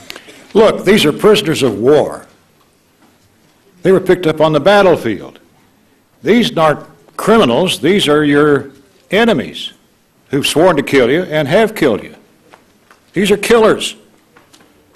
This is not a criminal case. This is war. And when many of these were picked up at Tora Bora, as the chairman says, they were in the process of killing Americans, among others. I was in Guantanamo 3 weeks ago. If you've not been there, go. I think you'll change your mind when you go. And you talk to the prison guards there who suffer every day verbal assaults from all of these people, physical assaults. They take those paper plates that we serve them food with, and they load it up with excrement and other bodily secretions. And when the guard comes by, that's thrown in their face. Now you try that in an American prison and see what you do to the personnel that we hire to guard the prisoners here. I'm not willing to subject our prison guards in the U.S. to the kinds of maltreatment they're getting, their counterparts are getting, in Guantanamo. It's horrible. In the meantime, the prisoners there are treated very, very humanely. I suspect they get better treatment there than you would get in any U.S. prison. The best medical care, the best food, time off, time in the sun, TV at their will, sports, activities in the sun. But these are prisoners of war. Do not bring them into the U.S. criminal system in the U.S. and try them under American criminal laws, because these are war prisoners. Why would you want to give those who are trying to kill you constitutional rights that our people are dying for by those very people? Why reward them with American constitutional rights when they were trying to destroy your country? Doesn't make much sense to me. Mr. Chairman. Mr. Serrano. I'm speak in support of the gentleman's amendment. Perhaps it's something I shouldn't, during an election year, remind people, but I was the only New York City elected official who felt that they should have been tried in New York, the people that were going to be tried. And we have to be honest about this. Everybody seems to now go back in history and say that the outrage was about bringing those folks to New York to be tried, that they should be tried somewhere else, in a military tribunal or something else. That was a small part of it. You know what the main part was? The traffic jam it would cause in lower Manhattan. And the business community complained. And all the elected officials got on board not to create a scene in New York. But the greater scene was September 11th. What's ironic about this is that we declared war on terrorism, and that's an ongoing war. We understand that. So in that sense, the chairman is correct that if you consider these folks prisoners of war, then that's ongoing. But off that came a war in Iraq, which is for all intents and purposes over for us. From that came a war in Afghanistan out of that situation. And for all intents and purposes, that's over. But the detentions in Guantanamo are not over. All the gentleman is saying, all we're saying is, if you allow, in the process of punishing the bad guy, to hurt what we stand for as a country, if in the process of getting the bad guy, you throw away the Constitution that protects all the good guys, then the terrorists did win. One bigger than September 11th. One much bigger than that. And so what we need to do is to take a step back and say September 11th was the most horrible moment we remember. And we, to this day, we New Yorkers thank the rest of the nation and the world for their solidarity with us on that day. The people at the Pentagon, the people in Pennsylvania in the airplane. We came together as a nation. But now it's reached a point where we are recovering on a daily basis. And there's still that one part of that whole moment where I think they're still beating us at. And that's the inability of us to stick to our Constitution and say you can't detain people without charging them, you can't hold them forever, you've got to do something with them. How ironic also, on one of my other favorite subjects, that we're holding them in a place where, on an island where we have no relationship with, and we want to hurt on a daily basis, but that's just the irony of things. So I support the gentleman's amendment. As a New Yorker, I'm as upset and as angry and as saddened still for September 11th as any other American, but this doesn't have anything directly to do with what we did or didn't do after September 11th. This has to do with our Constitution, our way of life, and what we promote throughout the world. And right now, we are not doing the best that we can. Thank you, Mr. Chairman. Mr. Chairman, I now yield to the chairman. Thank you, Mr. Chairman. This is really an important issue. There was, and keep in mind, too, there was one of the Somalian pirates who was tried a couple months ago and acquitted. Did you see the movie Captain Phillips? He's now applying for asylum here in the United States. The first Guantanamo detainee to be tried in a civilian court was acquitted Wednesday on all but one of more than 280 charges of conspiracy and murder in the 1998 terrorist bombing of the U.S. embassies in Nairobi and in Tanzania. He was acquitted of all but one trial. If my memory serves me, Mr. Holder, Attorney General Holder, came here and said he could definitely get an acquittal, get a conviction. He was only convicted on one account. Had he been then found innocent and he was involved in a bombing, again, I lost a constituent in the Nairobi bombing. And I was the author of the National Commission on Terror, which frankly members didn't like, and who came to my defense was Speaker Pelosi. Nancy Pelosi was on this committee, and some of the guys on my side didn't want to have the National Commission on Terror. And I can still remember former Speaker Pelosi came to my defense and we had it. It was called the Bremer Commission. What if you bring Khalid Sheikh Mohammed here and you get a bad jury and he's acquitted? Where's he going to live? And they did want to bring them, and I can share any with this they wanted to bring the Uyghurs, who had been in a training camp learning how to kill us, to Northern Virginia. And I know Jim means well. God bless him, he means well. I do not want these people here in the United States. And with that, I hope we will defeat them. Mr. Diaz-Balart. Thank you, Mr. Chairman. I'll just be very brief. I just want to remind when Mr. Serrano said that we're holding him in an island and we're doing everything we can to hurt that island, that we're not doing anything to hurt the people on the island. The only one who is doing anything to hurt the Cubans on the island is the terrorist, thug, corrupt Castro brothers who have been there for now 55 years without holding elections. And I think this discussion is bringing us back to the main issue here. Let's not confuse who the good guys are and who the bad guys are. The Castro thugs, when Mr. Serrano says that we're doing things to hurt Cubans, I think Mr. Serrano, and I obviously respect him a lot, is confusing those who are oppressing the people of Cuba with the victims. And in this case of this amendment, when we talk about constitutional rights and losing our constitutional rights as Americans, we're not dealing with Americans who are losing their constitutional rights. We're dealing with folks who were captured in the field of battle, killing Americans in a time of war. And I just want to bring back some common sense and sanity and make sure that we don't confuse these issues in this discussion. Thank you, Mr. Chairman. Mr. Price. Mr. Chairman, a lot of emotion still on the part of all of us about 9/11 and about the threats to which our country's been subject, the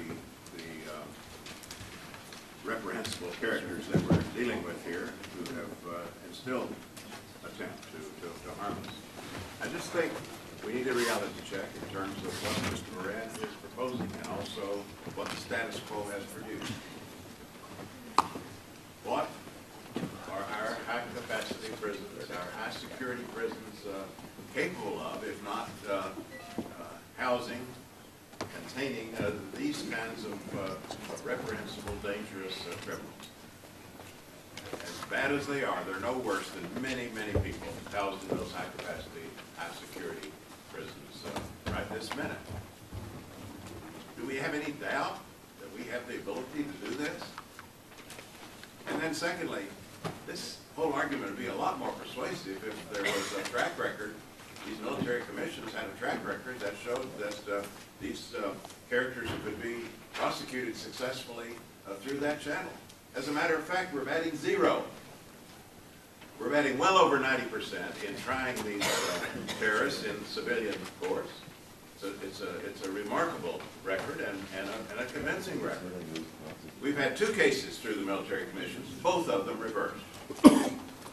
So please, if the status quo is so great and what Mr. Moran is proposing is so threatening, let's at least acknowledge the failure of this current strategy, this current approach.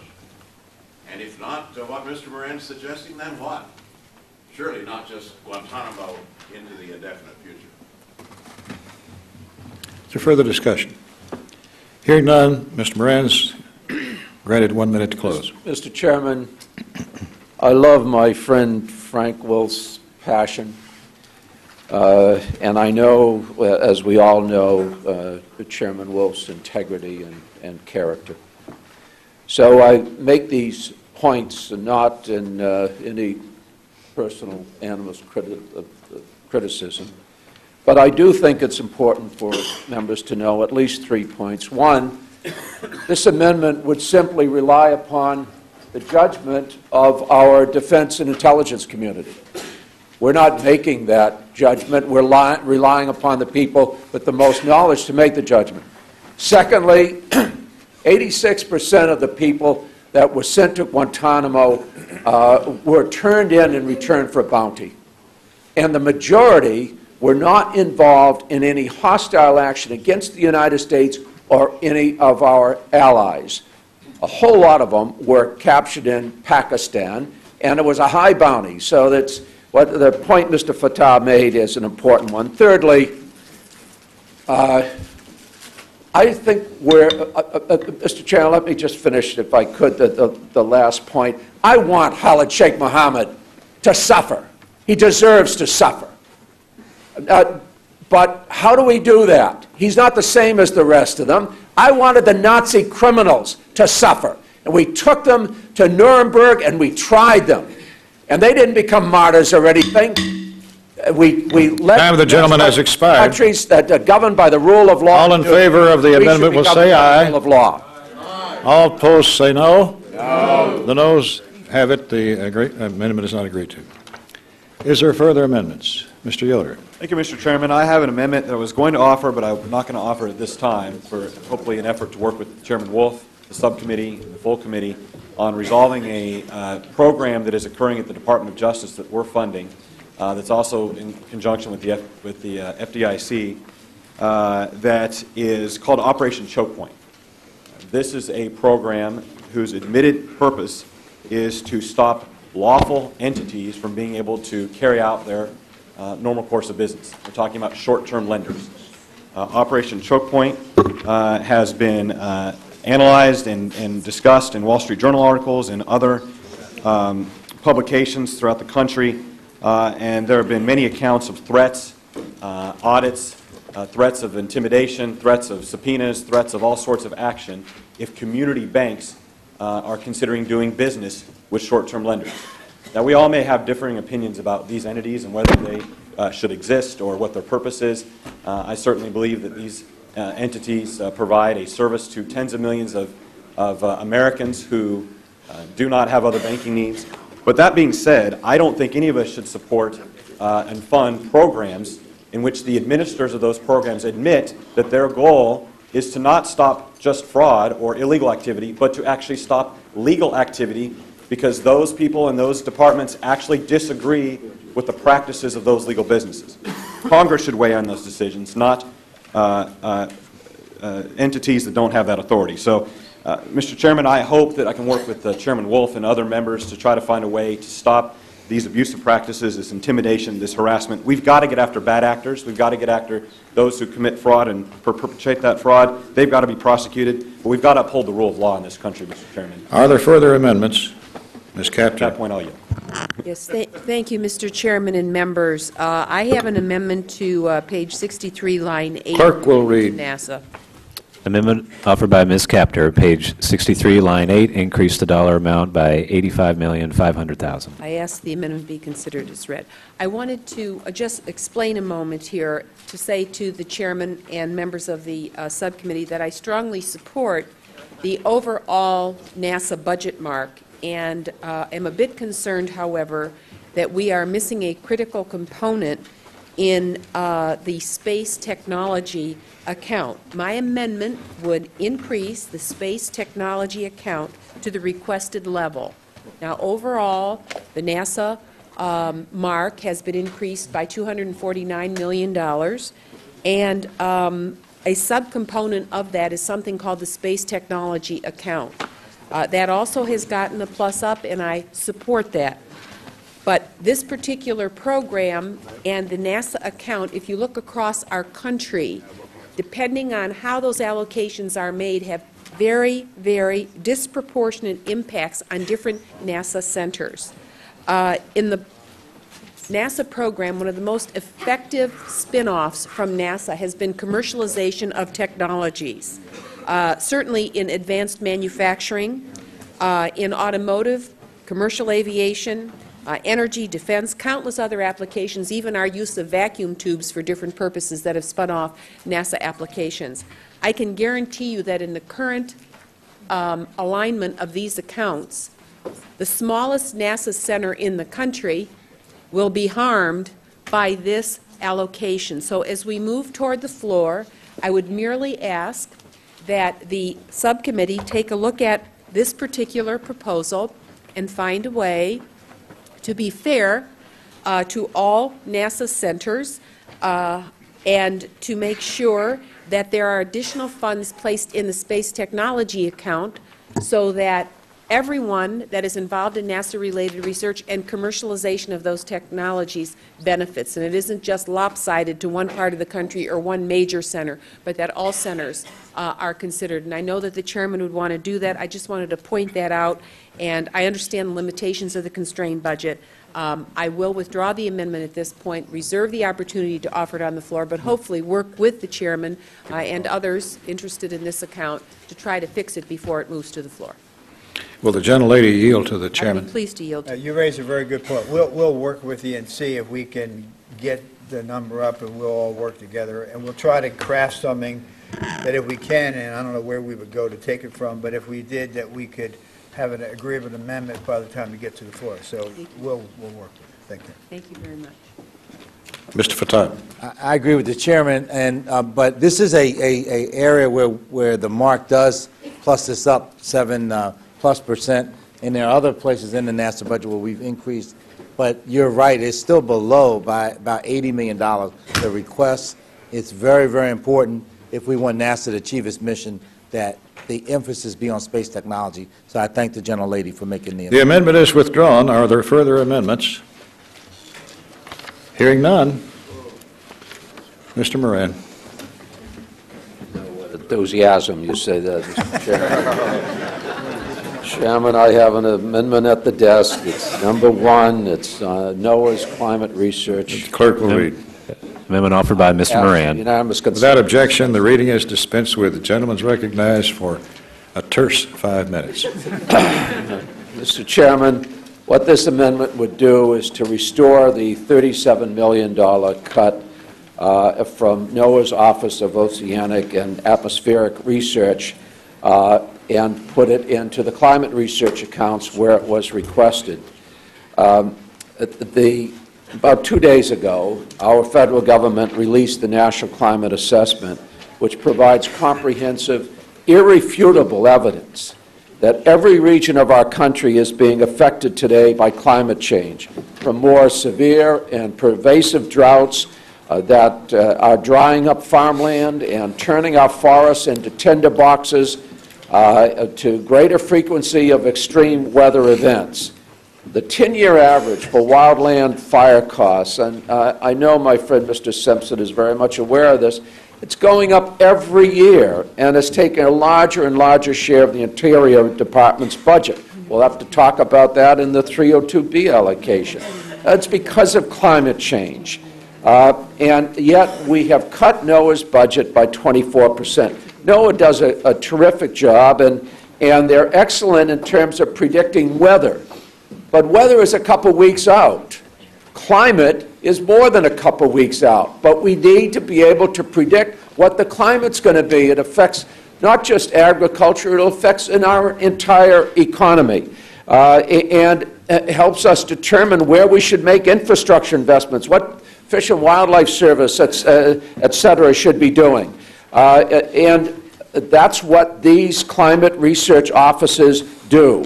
We need more than 3-day weather forecasts. We need to get a handle on this because it's costing us too much not to. And I just can't imagine why we would be cutting $37 million. John Huntsman, Republican, as you know, he was a Republican candidate for president. He says we Republicans need to plan for the impacts of climate change at all levels of government. We need to empower Republicans leading those efforts to make decisions and investments that benefit their constituents. Denying the science will only hinder the chance for success.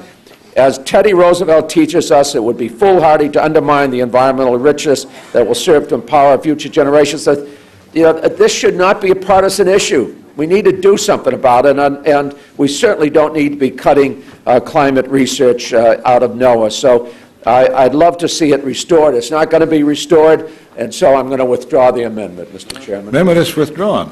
Is there further? Mr. Dent? Mr. Dent. Amendment offered by Mr. Clerk Dent. will read. Amendment offered by Mr. Dent. Mike. With reading is dispensed with. Gentleman is recognized for 5 minutes. Thank you, Mr. Chairman. Mike. Microphone. Amendment on these regional innovation programs. So they were authorized in 2010 as part of the American Peace Act reauthorization. These regional innovation programs supports entrepreneurship, new startups, and the commercialization of new products and ideas through a flexible, regionally focused funding mechanism.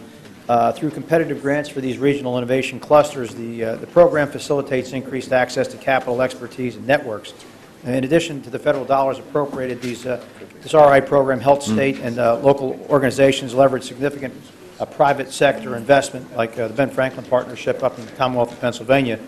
These strategies have been proven effective in creating jobs and spurring regional economic development in communities all across the country, and particularly in the Commonwealth of Pennsylvania. I've worked closely with constituents to support and promote exactly this kind of 21st century economic development, and many of my constituents were extremely pleased to see the RI program receive dedicated appropriations for the first time in fiscal year 2014. They've expressed their strong support for funding in fiscal year 2015. My amendment would reduce NOAA's general fund by $10 million and increase the economic development assistance budget by $10 million. This money would be specifically set aside for this regional innovation program, equal to fiscal year 2014 enacted level. Now, I understand that some folks, have some concerns in my amendment, so I do intend to withdraw. But I look forward to working with some folks here on the committee to talk about this this important initiative. It's something that I think is very much worthy of consideration. We did fund it last year. I think we should try to find a way to make it work again this year. But most of all, I wanted you to be aware that that funding, I think, has been well utilized, and would like consideration as we move forward in this process. I withdraw. The amendment has been withdrawn. There being no further amendments, the Chair recognizes Mr. Frelinghuysen for a motion. Mr. Chairman, I move to favorably report the Commerce, Justice, and Science Appropriations Bill for fiscal year 2015 to the House. You've heard the motion. All in favor say aye. Aye. All opposed say no. The ayes have it. The motion is agreed to. 3-day is granted. Good job, Frank. Now, congratulations, Mr. Chairman and Mr. Ranking Member, for a good job. thanks for your thoughtful work.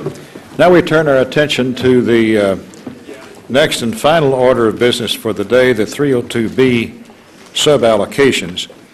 As you all know, we considered in past 302B suballocations for the ledge branch and military construction bills last month in order to get them to the floor. We typically consider all 12 suballocations at the same time, but we were unable to do so due to the delay in updated Congressional Budget Office baseline information, which, as you know, is needed to score appropriations bills. We have received that information now from CBO, and we've developed accurate suballocations for all 12 bills, which you will find on your desk. These numbers fall in line with the budget agreement that President Obama signed into law in December, totaling $1.014 trillion. These 302Bs adequately and fairly fund each program, agency, and department in the federal government. Our 302B allocations reflect the current needs of the nation and our desire to fund important areas while reducing those that are less essential. Specifically, these allocations contain a practical increase for our national defense to support the critical work of our military around the globe, which will help keep our nation secure both now and in the future. Most other areas are held at or near current levels. This reflects the reality of an overall allocation from the Ryan-Murray budget agreement that's nearly the same as fiscal 2014. Taking into account the increase already provided in advance for the VA and other technical adjustments, the overall allocation left the committee with fewer actual resources than the previous year. Therefore, we've tried to fairly spread these reductions accordingly, and no subcommittee has been increased by more than 2% or reduced by more than 3%. I believe these are fair and reasonable allocations given the overall framework provided to the committee by the budget agreement. In order to continue with our appropriations work, I ask that the committee approve this report today. And I recognize Ms. Lowy. Thank you, Mr. Chairman. It may come as no surprise that I rise to oppose the subcommittee allocations offered today by the chairman. What? We'll have a nice dinner and talk about it. Most of us in this room voted for the budget, quote, deal that prevented another shutdown, averted default, and provided this committee 2 years' worth of certainty. I supported that bill and the FY 2014 omnibus bill containing all 12 appropriations bills. For fiscal year 2015, this committee has a cap that is less than $2 billion higher than last year, but scoring differences, mostly due to lower than expected receipts to the Treasury, have squeezed these bills by more than the increase. By way of example, yesterday we marked up the Transportation HUD bill, which faced a budget hole of about $3 billion, even before it got an allocation. Mr. Chairman, I understand that 1.014 isn't going to allow a lot of increases or new investments. We're going to have to make some tough choices, and we expect that, to prioritize the programs in each bill. However, the majority's allocations simply do not rise to today's challenges. They fail to recognize the inadequacy of last year's level for the National Institutes of Health and Medical Research, the need for critical investments in roads, bridges, highways to create jobs, the obligation to preserve the environment and to invest in public safety and the health of our communities, the unsustainability of relying on discretionary appropriations to pay for wildfire suppression, payment in lieu of taxes, necessity to address financial reform, and acknowledge that the Affordable Care Act is now the law of the land. We cannot approve the allegations the majority proposes. Mr. Chairman, to complete the omnibus last year at $1.012 trillion required some creativity and a lot of bipartisan cooperation. We are committed to working within the allocations with at least as much creativity and compromise as was needed last year to make these bills as effective as possible in addressing today's challenges. Some will simply fall short. In the latter portion of the process, however, when we negotiate with the Senate, we will have to do what we have historically done on the committee, make it work. Thank you, Mr. Chairman. Thank the gentlelady, and we look forward to the bipartisanship that we've enjoyed in our tenure so far with you. Ms. DeLauro. Thank you very much, Mr. Chairman. I stand to express my strong opposition to these allocations and the underfunding of labor, health, and education programs, yet again, by the majority on this committee. We have to stop mortgaging our future. Labor HHS education funding is already almost $6 billion below the 2010 level. If you adjust for inflation, it is $17 billion. For 4 years now, we have been slashing even deeper into the critical priorities funded by this bill, priorities like biomedical research, job training, public health, and educational opportunity. Since 2010, the NIH has been cut by over $1 billion, job training programs by roughly $700 million, Title I by over $100 million, IDEA special education by over $30 million. This allocation for next year would take us even further in the wrong direction. After adjusting for inflation, the amount put forward here for labor, health, and education is lower than every budget since 2001, a decade and a half ago. There is one exception to that, and that exception is last year, when the majority allowed the deep and indiscriminate sequestration cuts to wreak havoc on families.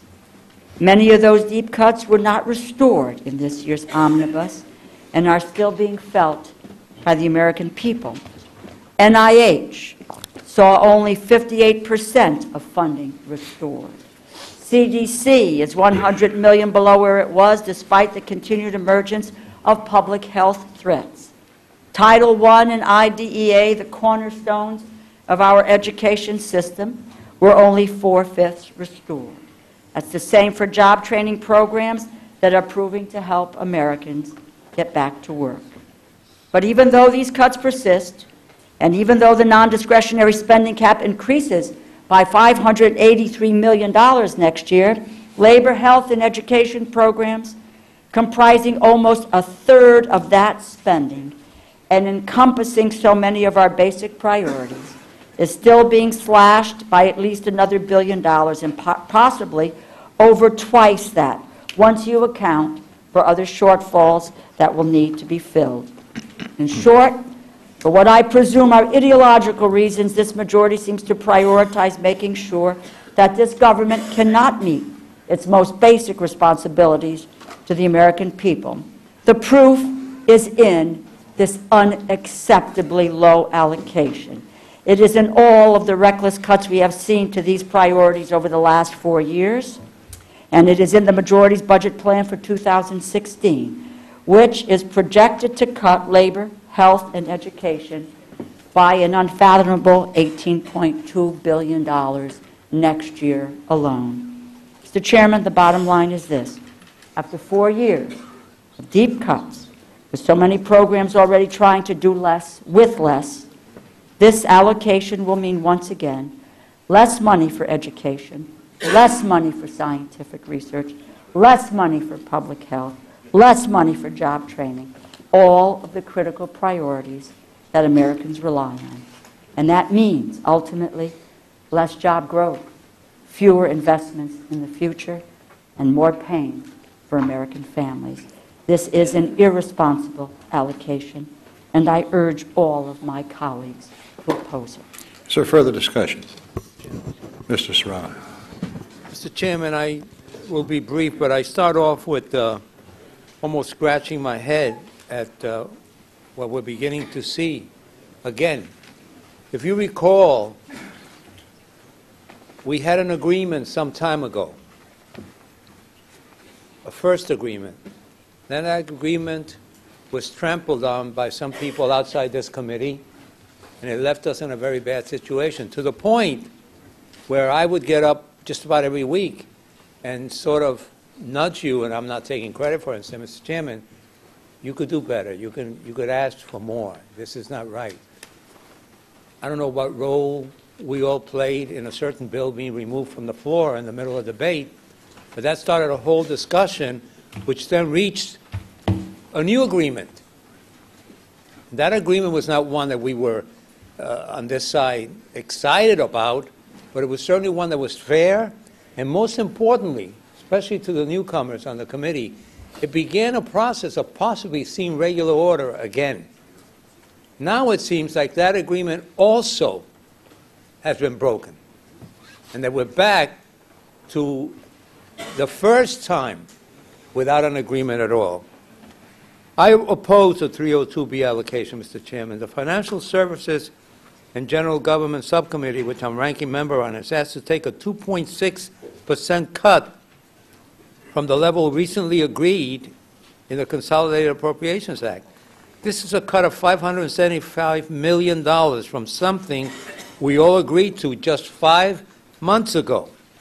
No other subcommittee has been asked to take such a big cut from last year's levels. This cut would undoubtedly hurt consumers, investors, taxpayers, litigants, federal employees, and private sector job development. I'm particularly concerned about the impact this cut will have on the Securities and Exchange Commission, which needs significant new resources to better oversee growing markets. I've always said, Mr. Chairman, that the SEC is our cop on the beat for Wall Street. And given the problems we had just a few short years ago, it seems like we should be supporting more oversight, not less. This allocation means we will be unable to do so. We need a larger overall discretionary spending level for this appropriations process to work. But absent that, we should at least start our subcommittee processes at the same levels that we agreed to previously. And I return to that as I close, that the sadness here is that we had an agreement. We were back towards regular order. I know, Mr. Chairman, that you personally were very happy with the results, and those of us who have been in this committee for a long time were excited about the fact that it looked like we were coming back into some sort of prominence, not only as a Congress, but certainly as a committee. And now, again, another agreement broken, and where does it stop? There will come a time soon when this kind of bipartisanship you see on a subcommittee will disappear because the numbers won't sustain it. And we'll be back to where we used to be, fighting each other instead of working together to get the bills out. Thank you so much. Mr. Moran. Thank you, Mr. Chairman. Mr. Chairman, the 302B allocation for the Interior bill is not acceptable. We have to oppose it. And the reason, Mr. Chairman, is wildland fires. In this bill, more than $4 billion is now going into wildland fires, and we were just notified last week by the Forest Service, which we might as well call the Fire Service, that they're going to have a shortfall of another $470 million. Mr. Chairman, the solution is Mr. Simpson's wildland fire disaster bill. Wildland fires are the only emergency that we don't fund as an emergency. We put under discretionary spending. Mr. Simpson has the solution. He has bipartisan support, if we were to do that, I think we would have an allocation that we could all work with. But in the absence of doing something about wildland fires, the Interior bill is not a bill that we're going to be able to reach an agreement on, unfortunately. Is there further discussion? Ms. Roybal-Allard. Mr. Chairman, I too rise in opposition to these 302 the allocations because of what it's going to be doing to the labor HHS bill, a bill that both Republicans and Democrats have called a people's bill because it is a bill that touches the lives of every American. And as already been pointed out by Mr. Laurel, the cuts will mean the cuts to Title I and IDA, which is the cornerstone of our federal education funding. That money has been cut. It is not going to be restored. Funding for the hemp and camp programs, which help students from migrant and seasonal farm workers' families attain higher education, was cut by over 5% in the 2014 location. Adult and basic literacy education state grants, which each year helps 1.8 million Americans gain reading, numeracy, English literacy, and GED preparation, were seriously cut and yet have to be, are not restored. Job Corps, youth build and job training programs that are critical to our economic growth remain well below pre-sequester levels. And the funding for our community health centers, maternity and child health, and teen pregnancy prevention programs were also seriously cut and have yet to be restored. This is not a time for celebration. This lack of adequate funding for education, scientific research, public health, and other priorities not only jeopardizes the future and well-being of hardworking Americans and their families, it also jeopardizes the future of our nation's economy and leadership in the world.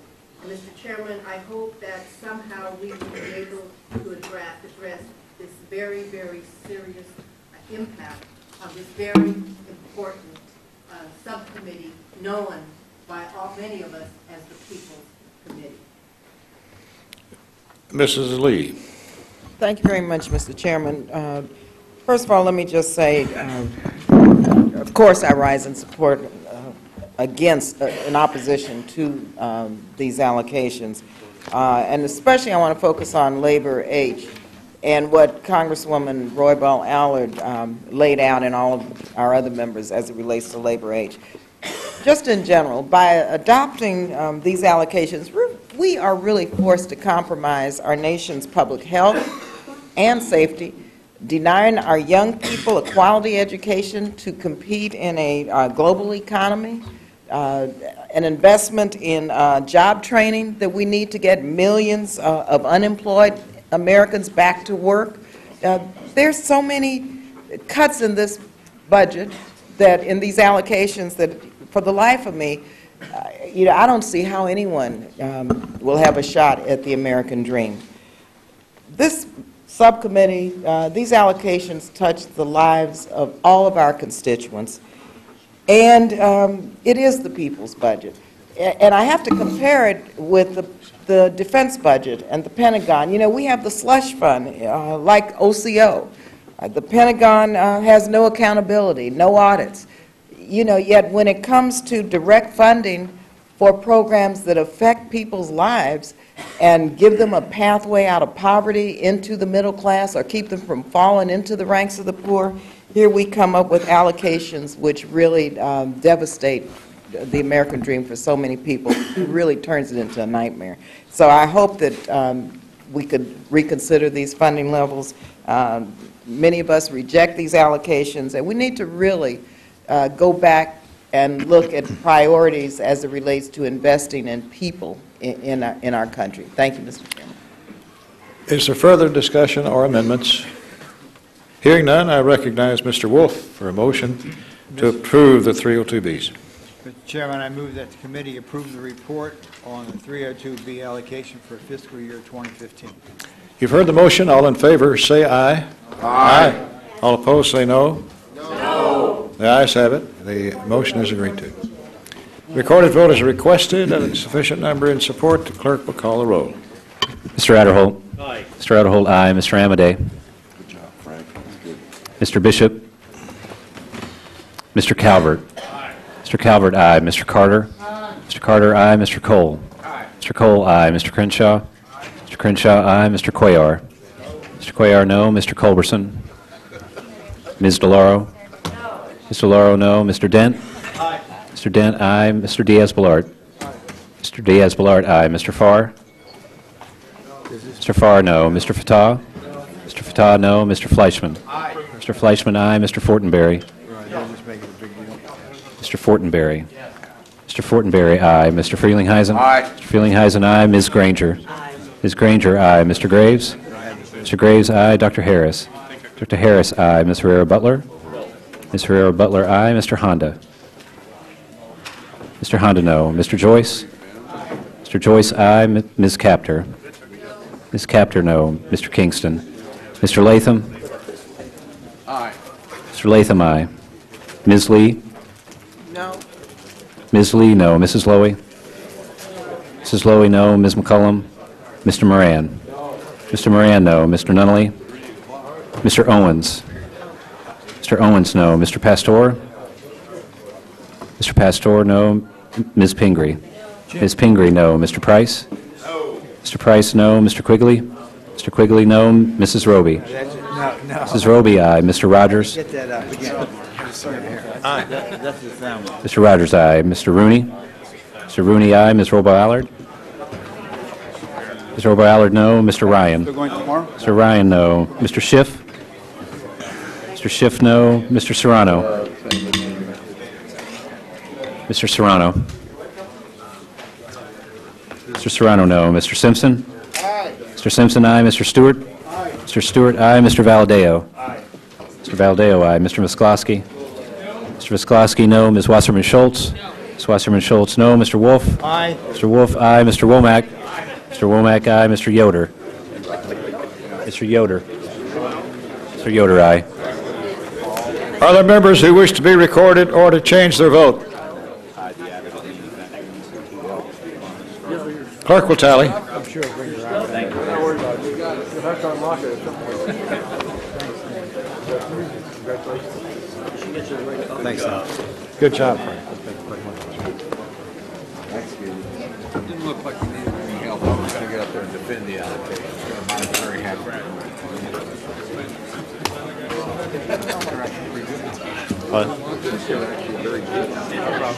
They are. Yeah. It made a pretty good negotiating. On this vote, the yeas are 25, the nays are 20. The motion is agreed to. I ask unanimous consent that the staff be given the authority to make technical and conforming changes to the items approved today. Without objection, so ordered. If there's no further business, the committee stands adjourned.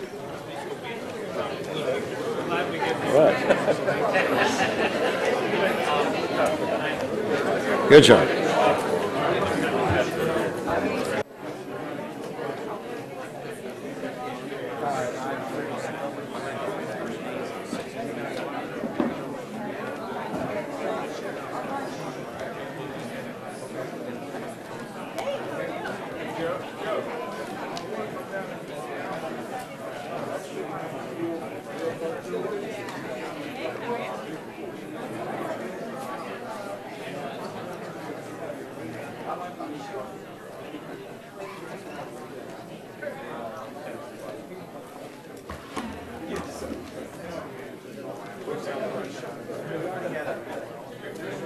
Plenty of sugar for you.